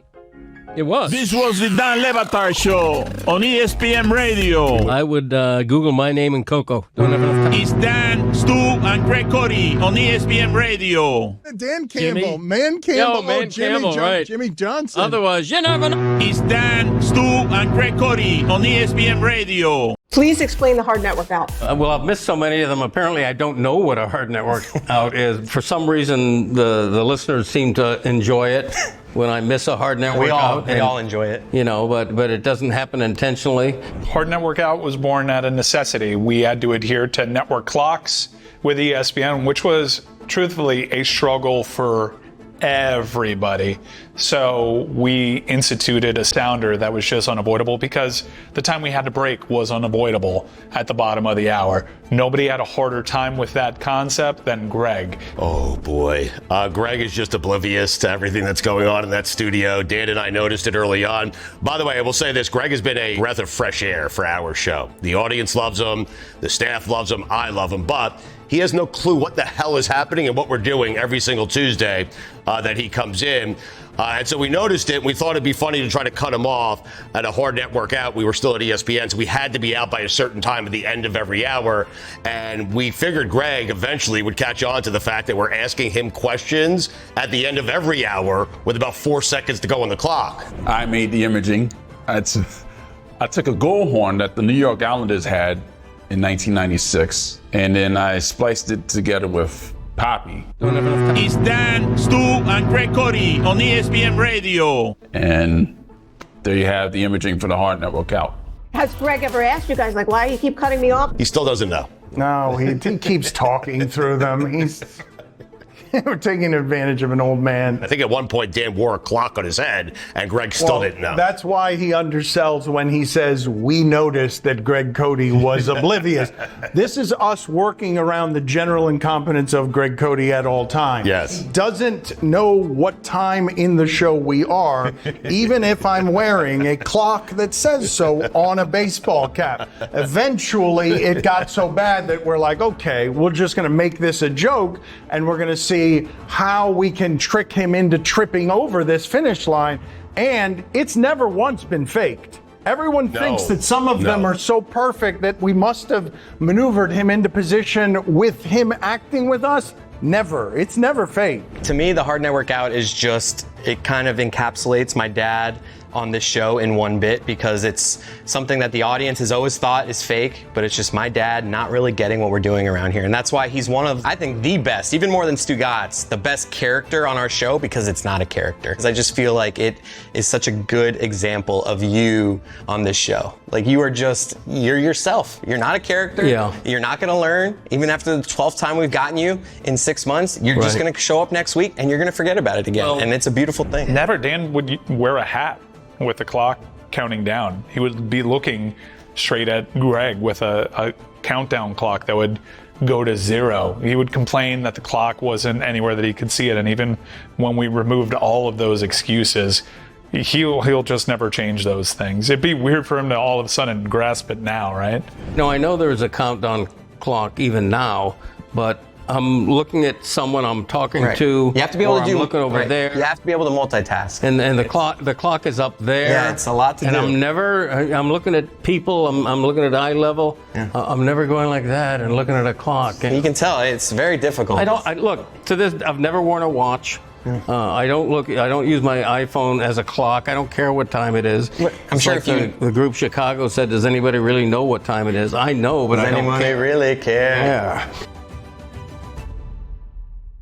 We told you repeatedly to go to the doctor. You ignored us. You finally went to the doctor, and the results of your visit to the doctor were what? Yeah, after several tests, they found a tumor in my chest. It's Dan, Stu, and Gregg Cody. It's Dan, Stu, and Gregg Cody on ESPN Radio. I don't particularly enjoy the Hard Network Out. I asked that question. I left him about 3 seconds. 3 seconds to answer a serious question about a visit to the doctor and a tumor. We can't do better than that. Comedically, we can't do better than tumor, and then him starting the next thought with, and then just a foghorn all of a sudden.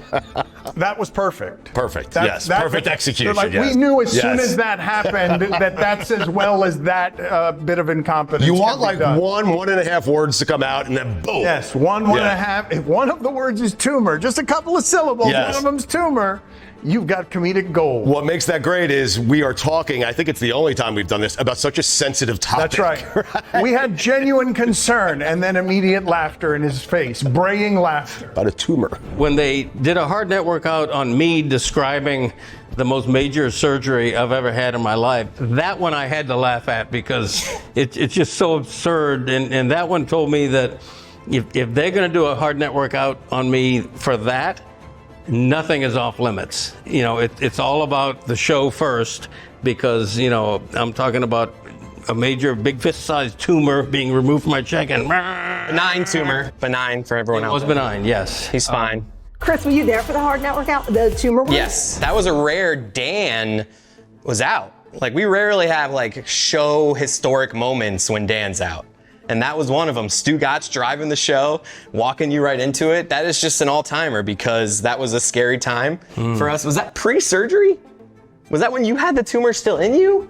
I'm trying to think back. No, I think that was after my surgery. So you had the surgery. Yeah. So we were feeling better about his health then, but I Yeah. just remember late in that minute, like late in that segment of like, oh God, Stugotz is starting this topic. And it was just like all of our eyes, all of us in the back, we got a combination of excited that, oh my God, this is going to be an epic hard net workout, and a little combination of, I hope my dad is fine with this, because it's a very sensitive subject. Yeah, well, I had to laugh at it, first of all, because I was feeling euphoric relief, because it was major surgery. And, you know, a week or two before that, my wife and I are sitting in an oncologist's office finding out test results, whether or not the tumor right in the middle of my chest was cancerous or not.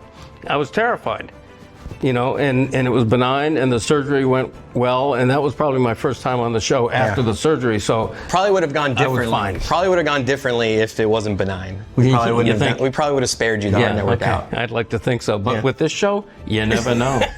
It's Dan, Stu, and Greg Cody on ESPN Radio. We're rolling. Go ahead. Post-game, Dad. Take us. Yeah, keep praying. Go ahead. What are you talking about? What are we doing here? That's not his Post-game. role, guys. Post-game. Like, you don't put the man in that Seriously, spot. He does. I mean, he's done it. What's at the top of your head that you want to get? Any sports takes you want to fire off here, as this post game is now in your hands? I mean, I would love to talk soccer.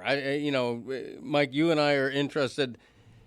Inter Miami was in a terrible 10-game slide, 9 or 10-game slide. Now they've won 2 in a row. Very impressive. Messi scored 4 goals in the last 2 games. Did you just look at your topics? No. Pick the top one? No, Okay. I think it gives fans renewed hope for the Club World Cup coming up in 2 weeks. And I'm super into the Club World Cup, and it'll be curious to see how these MLS teams that are actually in season. A lot of these clubs would have played like 2 weeks ago, but it is an advantage to be in season, in form, headed into that competition. I'm really excited about this competition. The prize pool suggests that teams actually have to go for it. It's not what you're used to in the summer when these teams come over to the U.S. and just do friendlies. There's something on the line here. FIFA is really pushing the clubs to take this seriously, amongst other things, because that's what they've sold. This did fetch a big bill attached to it in terms of rights, and they want to make this one of the biggest media rights entities on the planet. So I think the teams are